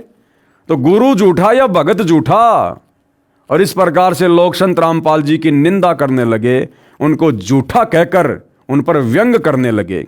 देखिए छोटा सा वीडियो। संत रामपाल जी महाराज के खिलाफ प्रशासन ने यदि कानून की आड़ लेके, न्यायालय का भय दिखा के यदि कोई उन्हें फंसाने का प्रयास किया, उन्हें गिरफ्तार करने का बीमारी की हालत में प्रयास किया, तो हम अपनी जान देकर उसका विरोध करेंगे। और उसके बावजूद यदि संत रामपाल जी महाराज भी इस हालात में खुद न्यायालय जाना चाहें तो संत रामपाल जी महाराज को भी हमारी 1 लाख लोगों की लाशों के ऊपर से गुजरना पड़ेगा। ये आज हमने निर्णय लिया है सर। इसलिए किसी भी सूरत में 17 तारीख तो क्या, उससे आगे भी हम संत रामपाल जी महाराज को किसी भी झूठे मुकदमे में न्यायालय में उपस्थित नहीं होने देंगे जब तक हम जिंदा हैं। 1 लाख लोग, ये 25 लाख भारत के अन्य हिस्सों में रहते हैं, वो सब के सब मरना पसंद करेंगे अन्याय को सहन करने के बजाय। तो भाई और बहनों, बताओ, जो भूमिका करोथा कांड के समय करोथा गांव वालों ने, आसपास के गांव वालों ने निभाई, प्रशासन ने निभाई, क्या वही की वही भूमिका 2014 बरवाला कांड में सतलोक आश्रम के भक्तों ने, सतगुरु रामपाल जी के परिवार ने नहीं निभाई? आप जियों की आंखों के सामने है। ये आचार्य यही चाहते थे कि किसी तरह जनता संत रामपाल जी महाराज का सत्संग सुनना बंद कर दे, जिससे महर्षि दयानंद के अज्ञान का पर्दाफाश न हो सके। परंतु दुष्ट आचार्यों ने 12 मई 2013 को जो पुनः आश्रम पर आक्रमण करके जनता के सामने स्पष्ट कर दिया कि कौन अच्छा है कौन बुरा है। अब हरियाणा के व्यक्ति भी दीक्षा लेकर अपना कल्याण करवा रहे हैं। दूर देश से आने वाले श्रद्धालुओं की तो गिनती ही नहीं है। 11 से 13 जून 2014 को कबीर परमेश्वर जी के प्रगट दिवस पर लगभग 1.5 लाख भगत सत्संग सुनने पहुंचे। 12 एकड़ जमीन में सतलोक आश्रम बरवाड़ा बना है। इसके अतिरिक्त 6 एकड़ जमीन 4 दिन के लिए उधार ली गई। तब संगत को बैठाया। दूसरी ओर विरोधियों का नाश हो रहा है।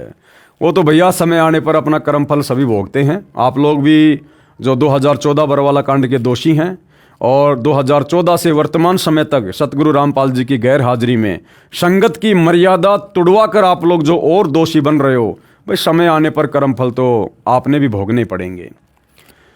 आर्य समाजी आचार्यों के पाप का घड़ा भर गया। दयानंद मठ रोहतक पर नाजायज कब्जा किए बैठे आर्य समाजी आचार्यों के 2 गुट बन गए, एक दूसरे से लड़ रहे हैं। पुलिस ने बलदेव गुट की दयानंद मठ के अंदर ही अच्छी पिटाई की, क्योंकि 12 मई 2013 को इन्होंने पुलिस को बेरहमी से मारा था।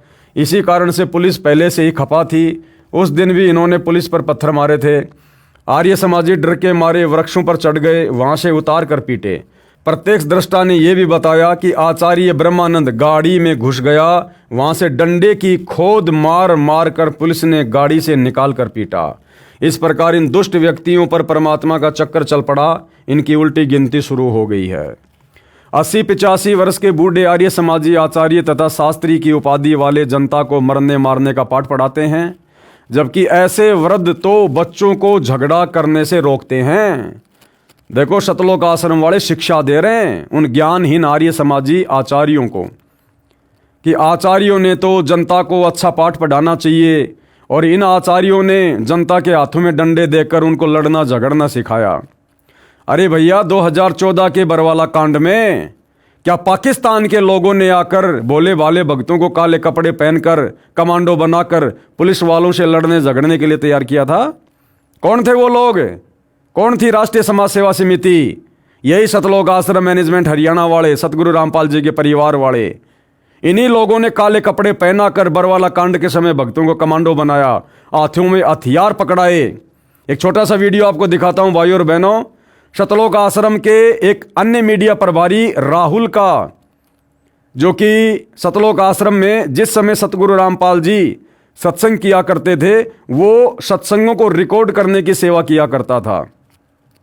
जो व्यक्ति वर्तमान में जमानत पर बाहर है, और इन आश्रम वालों ने जो सान न्यूज चैनल खोल रखा है उसमें रिपोर्टर है।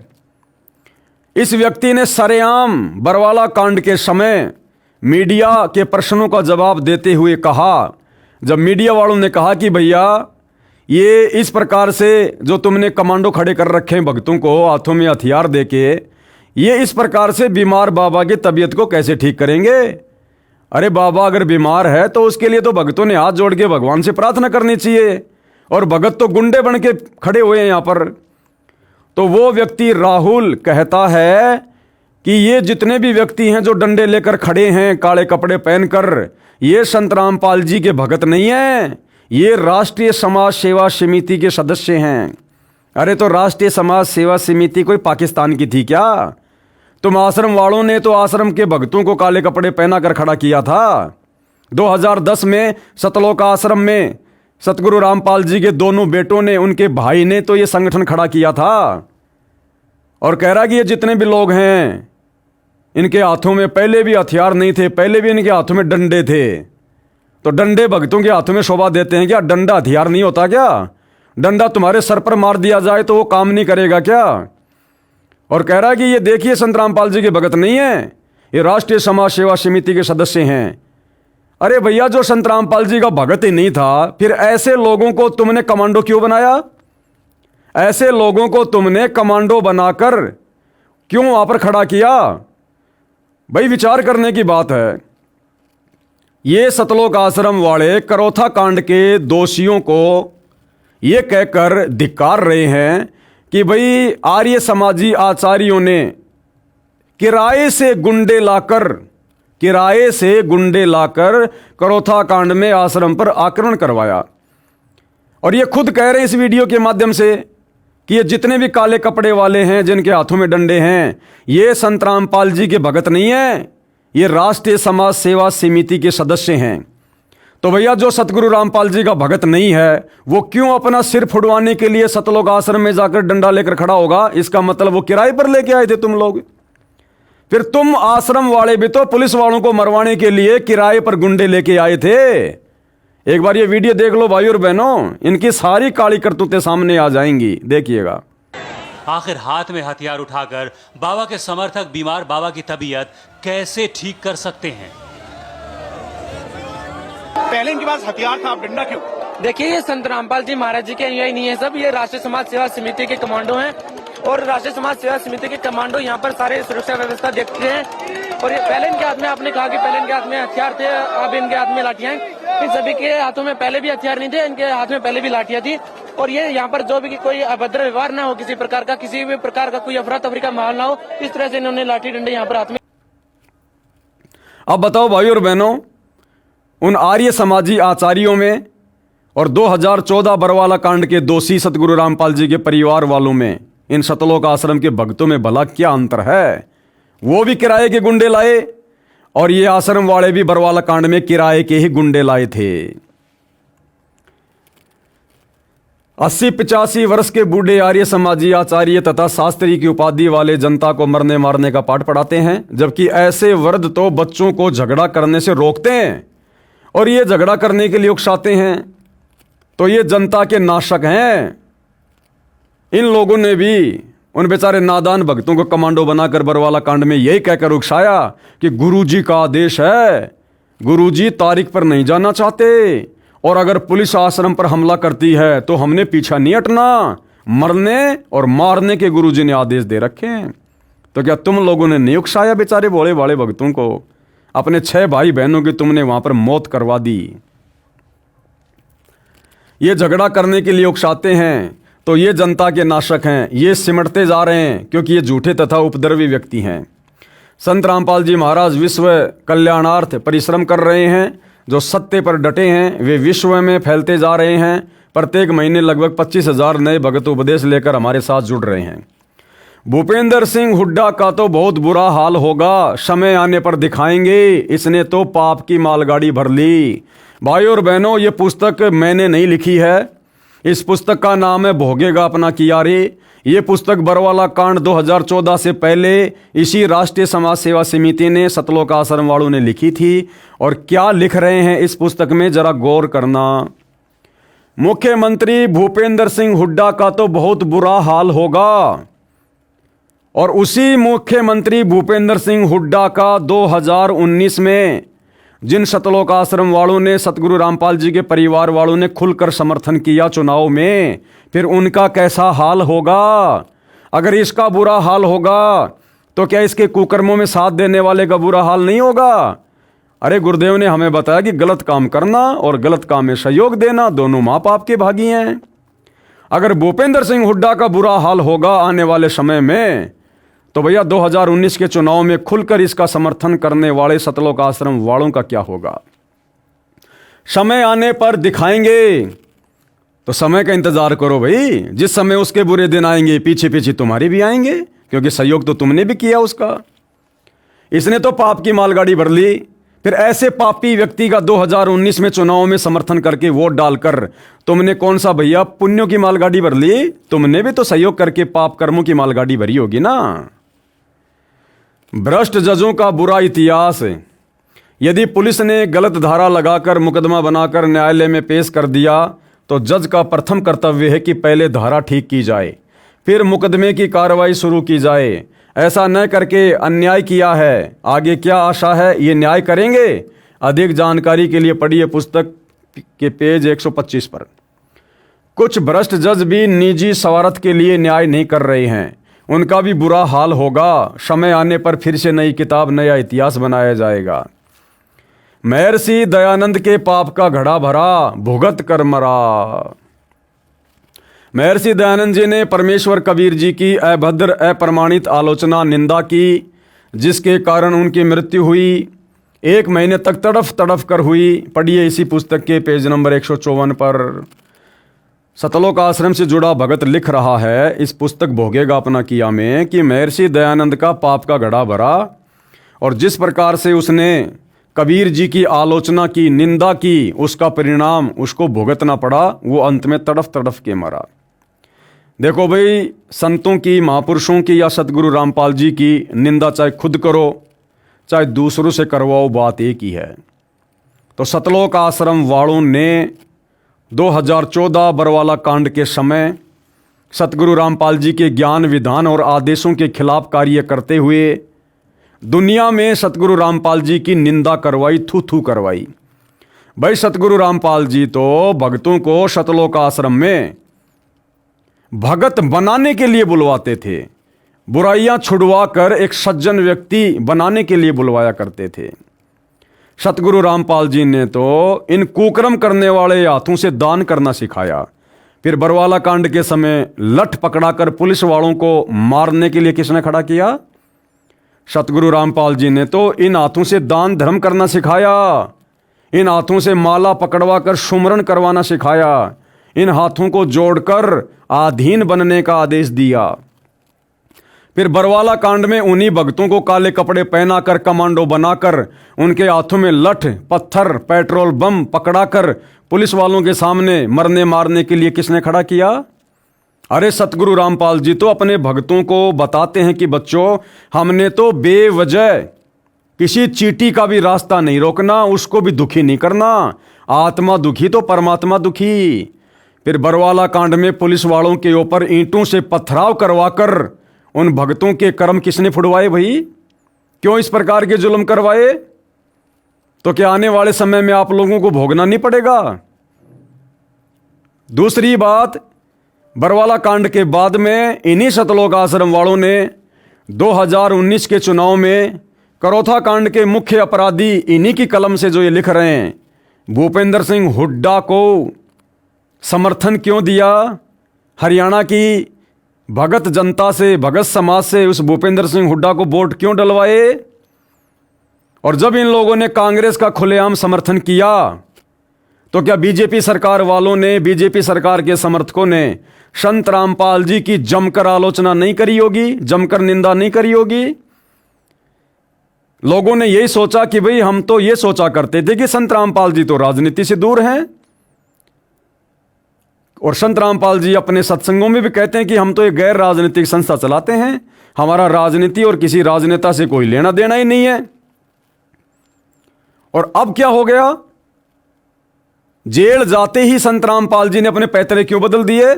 क्योंकि जनता को यह थोड़ी पता कि ये सारे के सारे कुकर्म उनकी आड़ में उनका परिवार कर रहा है। जनता तो यही समझेगी बाबा रामपाल कर रहा है, और जेल में बाबा रामपाल जी को दुखी किया जा रहा होगा सरकार के द्वारा। इसलिए बाबा रामपाल जी ने राजनेताओं का दामन पकड़ लिया होगा। तो क्या जनता ने 2019 में जो बीजेपी के समर्थक थे, क्या सतगुरु रामपाल जी की जमकर आलोचना नहीं की कि ये बाबा भी आ गया राजनीति में? अरे संतों का काम क्या है राजनीति में? पहले वाले बाबा थोड़े थे क्या? आसाराम, राम रहीम राजनीति करने वाले, जो बाबा रामपाल भी कूद गया राजनीति के मैदान में।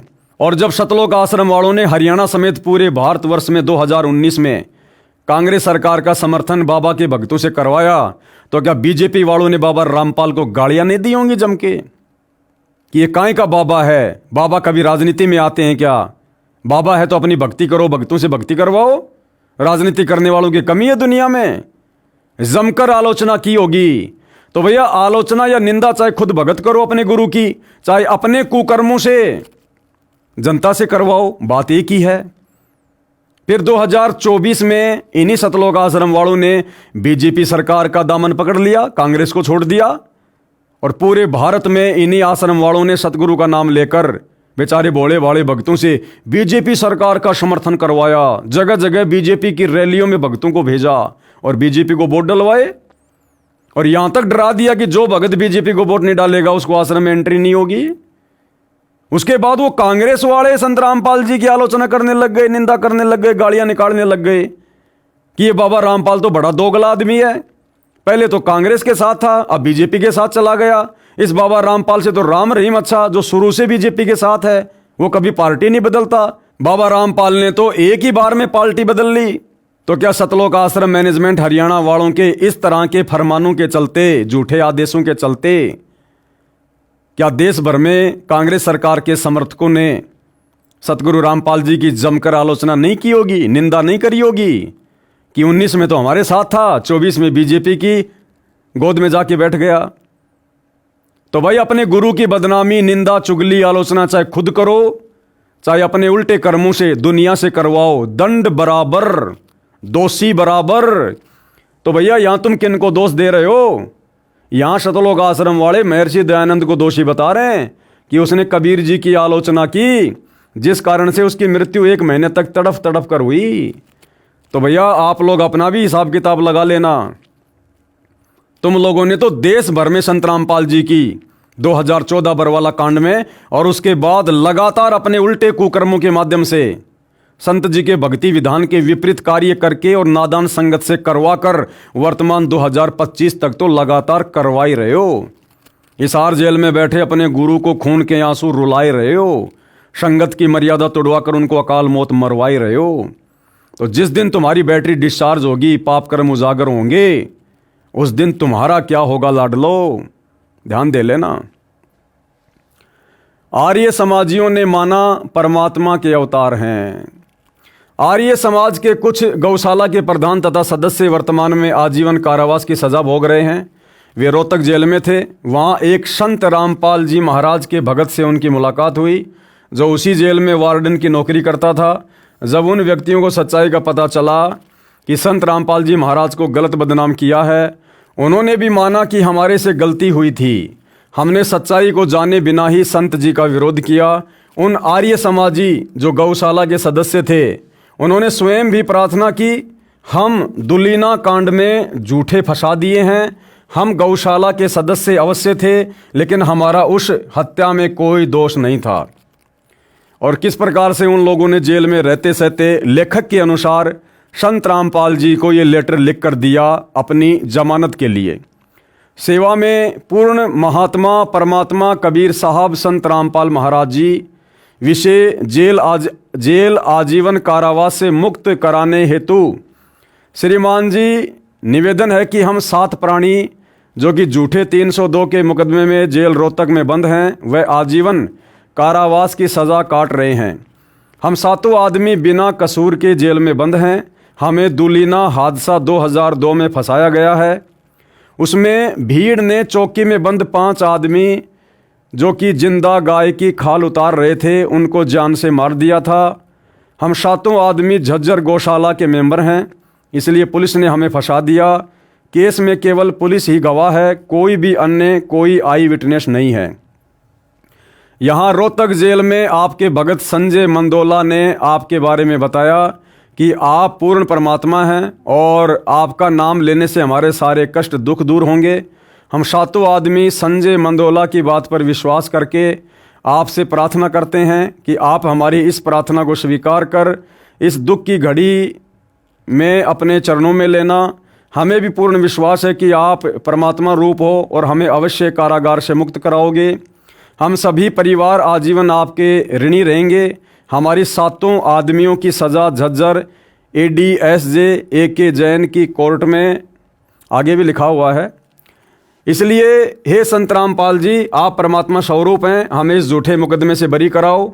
भगत ने उनको राय दी थी कि आप जी स्वयं दीक्षा लो, जब तक आप जेल से बाहर नहीं आते हो तो अपने परिवार के सदस्यों से मुलाकात पर कहो कि वे दीक्षा लेकर भक्ति करें, तब आपकी मदद परमात्मा करेगा, तब आपका छुटकारा हो जाएगा। परंतु किसी कारण से वे ऐसा नहीं कर पाए, जिस कारण से उनको कोई लाभ नहीं मिल सका। उनके द्वारा की गई लिखित प्रार्थना पढ़िए, जजों के न्याय को देखें, कोई गवाह नहीं, पुलिस ने झूठा केस बनाया और जज ने सजा कर दी। तो वो कह रहे हैं कि हमें सज़ा सुनाई गई थी 7/8/2010 को। उसके बाद हमने माननीय उच्च न्यायालय में अपील दायर की हुई है। हमारी अपील नंबर इतनी है। हमारा केस माननीय न्यायाधीश SK मित्तल व MJ पॉल की खंडपीठ में विचाराधीन है। जमानत यानी बेल की भी हमने कोशिश की लेकिन निराशा ही हाथ लगी। आपसे पुनः करबद्ध प्रार्थना है कि आप हमें इस संकट से मुक्त करवाओ। हम सातों गांव के आदमी, हमारे प्रिय रिश्तेदार आपके आजीवन आभारी रहेंगे। धन्यवाद। प्रार्थी ये ओम प्रकाश जी, जगबीर जी, सतवीर जी, शिशुपाल जी, रमेश कुमार जी, रणवीर जी, सुबे सिंह जी, ये सातों आदमी हैं। संत घीसा दास जी को शताने की सज़ा, यानी गांव खेकड़ा, जिला बागपुर, उत्तर प्रदेश में संत जी हुए हैं, घीसा दास जी, जो कि वैसे तो दुनिया की नज़रों में परमात्मा जी के नुमाइंदे समझे जाते रहे, लेकिन वे स्वयं कबीर परमात्मा ही थे। ये कबीर परमात्मा भक्ति को जिंदा रखने के लिए भिन्न भिन्न रूप धारण कर कर समय समय पर हम आत्माओं तक ये ज्ञान पहुंचाते रहते हैं। तो संत घीसा दास जी के रूप में कबीर परमात्मा जब अपने तत्व ज्ञान का प्रचार कर रहे थे तो गांव वालों ने किस प्रकार से उनके साथ में बदसलूकी की, उनको गांव से बाहर निकलने के लिए मजबूर कर दिया, और उसके बाद किस प्रकार से उन गांव वालों पर कहर टूटा और वापस वही गांव वाले अपनी पगड़ी संत जी के चरणों में रखकर सह सम्मान उनको गांव में वापस लेकर आए। तब उस गांव में फिर से खुशहाली लौटी। संत घीसा दास जी को शताने की सजा। गांव खेकड़ा, जिला बागपत, उत्तर प्रदेश में एक घीसा दास नाम के संत रहते थे। उनको परमेश्वर कबीर जी मिले थे। उसके पश्चात घीसा दास जी सत्संग करने लगे तथा नामदान करने लगे। गांव खेकड़ा, जिला बागपत, उत्तर प्रदेश में एक घीसा दास नाम के संत रहते थे। उनको परमेश्वर कबीर जी मिले थे। उसके पश्चात घीसा दास जी सत्संग करने लगे तथा नामदान करने लगे। घीसा संत देवी देवताओं की भक्ति बंद कराकर शास्त्र अनुकूल सत्य भक्ति बताते थे। जिन पाखंडी आचार्य गुरुओं की दुकानें बंद होने लगी, उन्होंने गांव के व्यक्तियों को भरमाया कि घीसा के पास रात्रि में सत्संग के बहाने स्त्रियां जाती हैं, वहां पर गलत कार्य होता है। भोले लोगों ने उन दुष्ट स्वार्थी लोगों की बातों पर विश्वास कर लिया तथा घीसा जी को गांव से निकाल दिया। संत घीसा दास जी खेकड़ा से 100 मील की दूरी पर एक गांव में रहने लगे। वहां के व्यक्तियों को बहुत लाभ होने लगे। गांव खेकड़ा में जवान मौतें होने लगी, हाहाकार मच गया। लोगों ने इकट्ठा होकर विचार किया कि यह कहर गांव में किस कारण से हो रहा है। कुछ एक नेक व्यक्तियों ने कहा कि कबीर जी की वाणी है, भाई जिस मंडल साधु नहीं, यानी जिस क्षेत्र में साधु संत भगत नहीं रहते, जैसे बिन नदी नहीं गुंजार और बिना नदी के वहाँ पर खुशहाली नहीं होती है। तज हंसा वो देश अड़ा, ऐसे देश को, ऐसे क्षेत्र को छोड़ देना चाहिए। वहाँ जम की मोटी मार, वहाँ तो काल बैठा हुआ है, कभी भी आपत्ति आ सकती है। भावार्थ है, जैसे जिस क्षेत्र में नदी नहरें नहीं होती वहाँ का क्षेत्र खुशहाल नहीं हो सकता। वहाँ बाग बगीचे न होने से भंवरों की गुंजार नहीं होती, अर्थात वह क्षेत्र उज्जड़ होता है। इसी प्रकार जिस क्षेत्र में संत नहीं होता वहाँ पर यम अर्थात बुरी शक्तियों का उपद्रव होता रहता है। उस क्षेत्र के व्यक्ति बहुत कष्ट झेलते रहते हैं। इसलिए ही भगत का उस देश अर्थात क्षेत्र को त्याग देना ही हित होता है। भगवान से डरने वाले खेकड़ा गांव के व्यक्ति कह रहे थे कि हमने घीसा भगत को गांव से निकाल दिया, शायद इसी कारण से ये सब दुख गांव पर पड़ा है। परंतु उस बात पर कोई ध्यान नहीं दिया गया। कई वर्ष तक घनी जनहानि होने के पश्चात किसी जंतर मंत्र करने वाले ने बताया कि उस भगत घीसा जी को वापस लाओ, तभी बसोगे। संत घीसा दास जी को प्रार्थना करके वापस लाया गया। उस समय भी कुछ सिरफिरे विरोध कर रहे थे, परंतु धार्मिक व्यक्तियों तथा सभ्य समाज ने उन दुष्टों की बात नहीं मानी। संत घीसा दास जी को वापस गांव खेकड़ा में लाया गया। उसके पश्चात वह गांव सुख से बसा। अब भाइयों और बहनों, लेखक कह रहा है कि उस घीसा संत जी को गांव वाले वापस खेकड़ा में लेके आए, तब जाकर उस गांव में खुशहाली आई, मौत का तांडव बंद हुआ। और 2014 बरवाला कांड में तो खुद भक्तों ने अपने भगवान को, अपने गुरु को अपनी मनमानी हरकतों के चलते बरवाला कांड करवाकर हिसार जेल में बैठने के लिए मजबूर कर दिया। इसीलिए तो आज सतगुरु रामपाल जी की संगत पर कहर टूट रहा है। गांव का नंबरदार जो बहुत बड़ा किसान जाट था, जिसके पास 900 बीघा अर्थात 500 एकड़ जमीन थी, वह ज्ञान को समझकर संत घीसा जी का शिष्य बना, जिसका नाम था जीता जाट नंबरदार। पूरा गांव संत गीसा दास जी का भगत बनकर सुख से बसा। संत गीसा दास जी का जन्म सन 1803 में खेकड़ा गांव में हुआ था। 30 वर्ष की आयु में सन 1833 में गांव से निकाले गए, फिर कई वर्ष के पश्चात वापस लाए गए। तब से आज तक उस खेकड़ा गांव में संत गीसा दास जी के नाम का मेला भरता है। उनकी अमृतवाणी का पाठ तथा सत्संग होता है। इसी प्रकार संत को सजाने के कारण उस क्षेत्र करोथा आश्रम के आसपास का क्षेत्र की ये हालत हो रही है। एक गांव में एक वर्ष में 100 जवान मौत हो जाना, इससे बड़ा कहर क्या होगा। अब विचार करो भाइयों और बहनों, करोथा कांड के बाद जिन करोथा गांव वालों ने और करोथा गांव के आसपास वालों ने करोथा कांड में मुख्य भूमिका निभाई थी, लेखक के अनुसार कुछ ही दिनों में लगभग साल भर के अंदर अंदर उन गांव वालों के ऊपर कहर टूटना शुरू हो गया। क्यों? क्योंकि असल में वो लोग करोथा कांड के दोषी थे। अब भाइयों और बहनों, यदि बरवाला कांड 2014 में बरवाला कांड के दोषी बरवाला के आसपास के लोग होते, आर्य समाजी होते, तो भाइयों और बहनों आज 11 साल हो गई बरवाला कांड को। 2014 में हुआ था, 2025 जाने वाली है, 11 साल हो गई। अगर बरवाला कांड 2014 में बरवाला के आसपास के लोगों का, आर्य समाजियों का कोई हाथ होता, तो भाइयों और बहनों बरवाला गांव वालों का तो बाढ़ भी बांका नहीं हो रहा। बाढ़ भी बांका 11 साल हो गई। यदि किसी आर्य समाजी का हाथ होता, उनका भी बाढ़ बांका नहीं हो रहा। इस बरवाला कांड में सीधा सीधा हाथ सतलोक आश्रम मैनेजमेंट हरियाणा का और सतलोक आश्रमों से जुड़ी संगत की वो दयनीय हालत हो रही है जिसकी कोई हद नहीं है। ये आश्रम वाले संगत की मौत की खबरों को अपनी बेइज्जती के कारण सार्वजनिक नहीं करते। अन्यथा 2014 बरवाला कांड से लेकर वर्तमान समय तक लाखों की संख्या में संत रामपाल जी के भगत अकाल मौत मरे। इनके बड़े बड़े कोऑर्डिनेटर अकाल मौत मरे। बिहार का कोऑर्डिनेटर राजदेव बाबू बाथरूम में बैठा बैठा हार्ट अटैक से मरा। जम्मू कश्मीर का स्टेट कोऑर्डिनेटर ताराचंद तड़फ तड़फ के मरा। इनके मध्य प्रदेश के संभागीय कोऑर्डिनेटर जो कि पेशे से टीचर थे, फांसी खाकर मरा। अन्य बहुत सारे कोऑर्डिनेटर अकाल मौत मरे। और आने वाले समय में इन मुख्य लोगों का क्या होगा जब इनकी बैटरी डिस्चार्ज होगी। तो भैया करोथा गांव वालों को, डिग्गल गांव वालों को तो साल भर में दंड मिलना शुरू हो गया था, क्योंकि वो लोग असल में करोथा कांड के दोषी थे। लेकिन बरवाला कांड में अगर बरवाला के आसपास के गांव वाले आर्य समाजियों की या लोगों की कोई भूमिका होती, तो भैया उनके ऊपर भी कहर टूटना चाहिए था। लेकिन बाल भी बाका नहीं हुआ और आश्रमों से जुड़ी संगत आए दिन अकाल मौत मर रही है, अकाल मौत।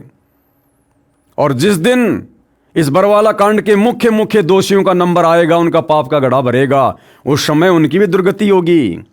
ये ना सोचना कि फिलहाल संत रामपाल जी के परिवार पर, बड़े बड़े कोऑर्डिनेटरों पर, जिन्होंने राष्ट्रीय समाज सेवा समिति बनाकर 2014 में भक्तों को भरमाकर, कमांडो बनाकर, हाथों में हथियार देकर पुलिस के सामने मरने मारने को खड़ा कर दिया और खुद पीछे खड़े रहे।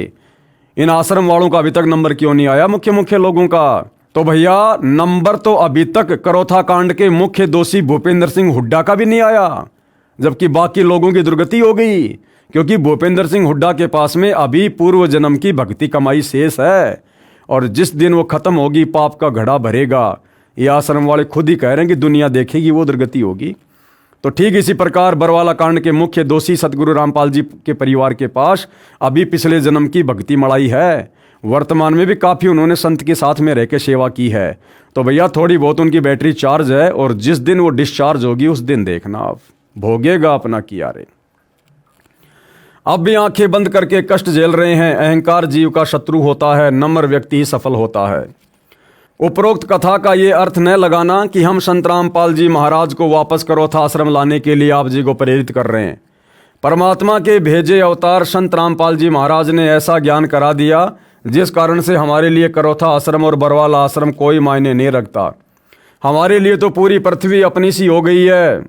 फिर क्यों जगह जगह सतलोक आश्रम खोलकर धर्म को धंधा बना के बैठ गए तुम? अगर सारी पृथ्वी एक जैसी है तो सभी भक्तों को अपने घर पर बैठकर भक्ति करने दो। जब गुरुजी आ जाएंगे तब भोले भगत आश्रम में आ जाएंगे। क्यों बेचारी नादान संगत का हिंडोला बना रखा तुम लोगों ने अपने धार्मिक धंधे के लिए? इनकी करनी और कथनी में रात दिन का अंतर है भाई और बहनों। हमारे लिए तो पूरी पृथ्वी अपनी सी हो गई है। विश्व के भाई बहन, बेटा बेटी तथा वरिष्ठ नागरिक अपने से लगते हैं। जहाँ भी हमारे मालिक हमारे गुरुदेव रहेंगे हमारे लिए अमरलोक है, वहीं से हम मानव हित का कार्य करते रहेंगे। तो गुरुदेव तो वर्तमान में भैया हिसार जेल में है, फिर तुम हिसार जेल में बैठ के सारा काम करो ना। आश्रम क्यों खोल लिए फिर तुम लोगों ने जगह जगह? तो इनकी करनी और कथनी में रात दिन का अंतर है भाई और बहनों। वहीं से हमारे गुरुदेव जी दीक्षा देकर जीव कल्याण करते रहेंगे, परंतु वे व्यक्ति रोया करेंगे जो दुष्ट आर्य समाजियों के आचार्यों शास्त्रियों से भ्रमित होकर संत तथा भक्तों को सताकर महापाप के भागी बने रहेंगे। आर्य समाजी बुरे नहीं। अब पुस्तक का लेखक क्या कह रहा है कि आर्य समाज से जुड़े जो व्यक्ति हैं वो गलत नहीं है। गलत कौन है? जो आर्य समाज के आचार्य हैं, जो अपने स्वार्थों के चलते आम जनता को भ्रमित करते हैं। आम आर्य समाजी बुरे नहीं। आर्य समाज के सामान्य व्यक्ति बुरे नहीं हैं। वे हमारे लिए पराये नहीं हैं। वे हमारे भाई बहन, मामा फूफा, चाचे ताऊ हैं। हमारे आपस में गहरे रिश्ते हैं, परंतु वे इन दुष्ट जनता नाशक आचार्यों को नेक तथा सच्चे व्यक्ति मानते हैं। ये वास्तव में दुष्ट, एक नंबर के झूठे तथा पाखंडी हैं।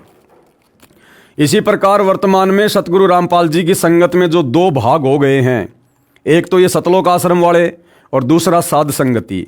और हम साध संगति वाले जो बार बार वीडियो बनाकर संदेशा देते हैं, तो भाई इसी प्रकार हम भी संगत से प्रार्थना करते हैं कि आम संगत बुरी नहीं है। आम संगत को तो इन दुष्ट सतलोक आश्रम वालों ने, सतगुरु रामपाल जी के नालायक परिवार वालों ने अपने धार्मिक धंधे के लिए, स्वार्थों के लिए भ्रमित कर रखा है। संत जी के झूठे आदेशों की आड़ में ये लोग अपना धार्मिक धंधा कर रहे हैं और काल प्रेरणा से संगत की मर्यादा तोड़वाकर संगत को काल का भोजन बना रहे हैं। उस दिन का हम इंतजार कर रहे हैं जिस दिन ये जनता के सामने निवस्त्र होंगे। तो भैया अपना भी विचार कर लेना सतलोक आश्रम वालों। प्रत्येक व्यक्ति इनके घिनौने षड्यंत्र को जानेगा, पता चलेगा कि इन्होंने हरियाणा की जनता के साथ कितना बड़ा धोखा किया है। और जिस दिन ये सच्चाई बरवाला कांड की संगत के सामने आएगी तो पूरी जनता को और पूरी संगत को पता चलेगा कि तुम लोगों ने कितना बड़ा कांड किया है, तुम लोगों ने कितना बड़ा धोखा अपने गुरु के साथ और नादान संगत के साथ किया है। क्या तुम निर्वस्त्र नहीं होगे भाई? केवल निजी स्वार्थ की पूर्ति के लिए, अपने पद को बरकरार रखने के लिए हठ धर्म को आधार बनाकर कई मासूमों को मरवा दिया। आप लोगों ने भी तो बरवाला कांड में 6 को मरवा दिया और बरवाला कांड के बाद कम से कम हजारों को मरवा दिया। गुरुकुलों के विद्यार्थियों को झगड़ा करने के लिए ले जाते हैं। तुम भी तो धनाना आश्रम से भक्तों को मुझ पवन दास की पिटाई करवाने के लिए कभी मेरे घर पर लाते हो, कभी हिसार में मेरी तारीख पर लेकर आते हो। तुम भी तो वही कुकर्म कर रहे हो भाई आश्रम वालों। ये व्यक्ति जनता का कभी हित नहीं कर सकते। हमारा निवेदन ये है कि आप संत रामपाल जी महाराज के ज्ञान तथा उद्देश्य से परिचित होकर दीक्षा लेकर अपना तथा अपने परिवार का कल्याण कराएं।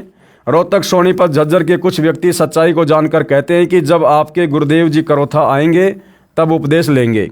आपसे प्रार्थना है कि जैसे डॉक्टर कहीं पर भी है उससे औषधि लेकर स्वस्थ होना चाहिए। हम आप जी को परमात्मा से मिलने वाला सुख प्राप्त करने की राय दे रहे हैं, जो लाभ भारत के कोने कोने से आकर भगत प्रदान कर रहे हैं। हरियाणा की जनता पीछे क्यों रहे?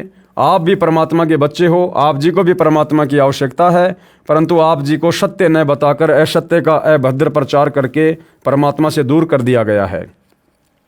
साधना टीवी पर शाम 7:30 से 8:30 बजे तक संत रामपाल जी महाराज का 1 घंटा सत्संग चलता है। वह सुनो, सत्य को जानो और अपना मानुष जीवन सफल करो, यही निवेदन है। संत गरीबदास जी को सताने का फल।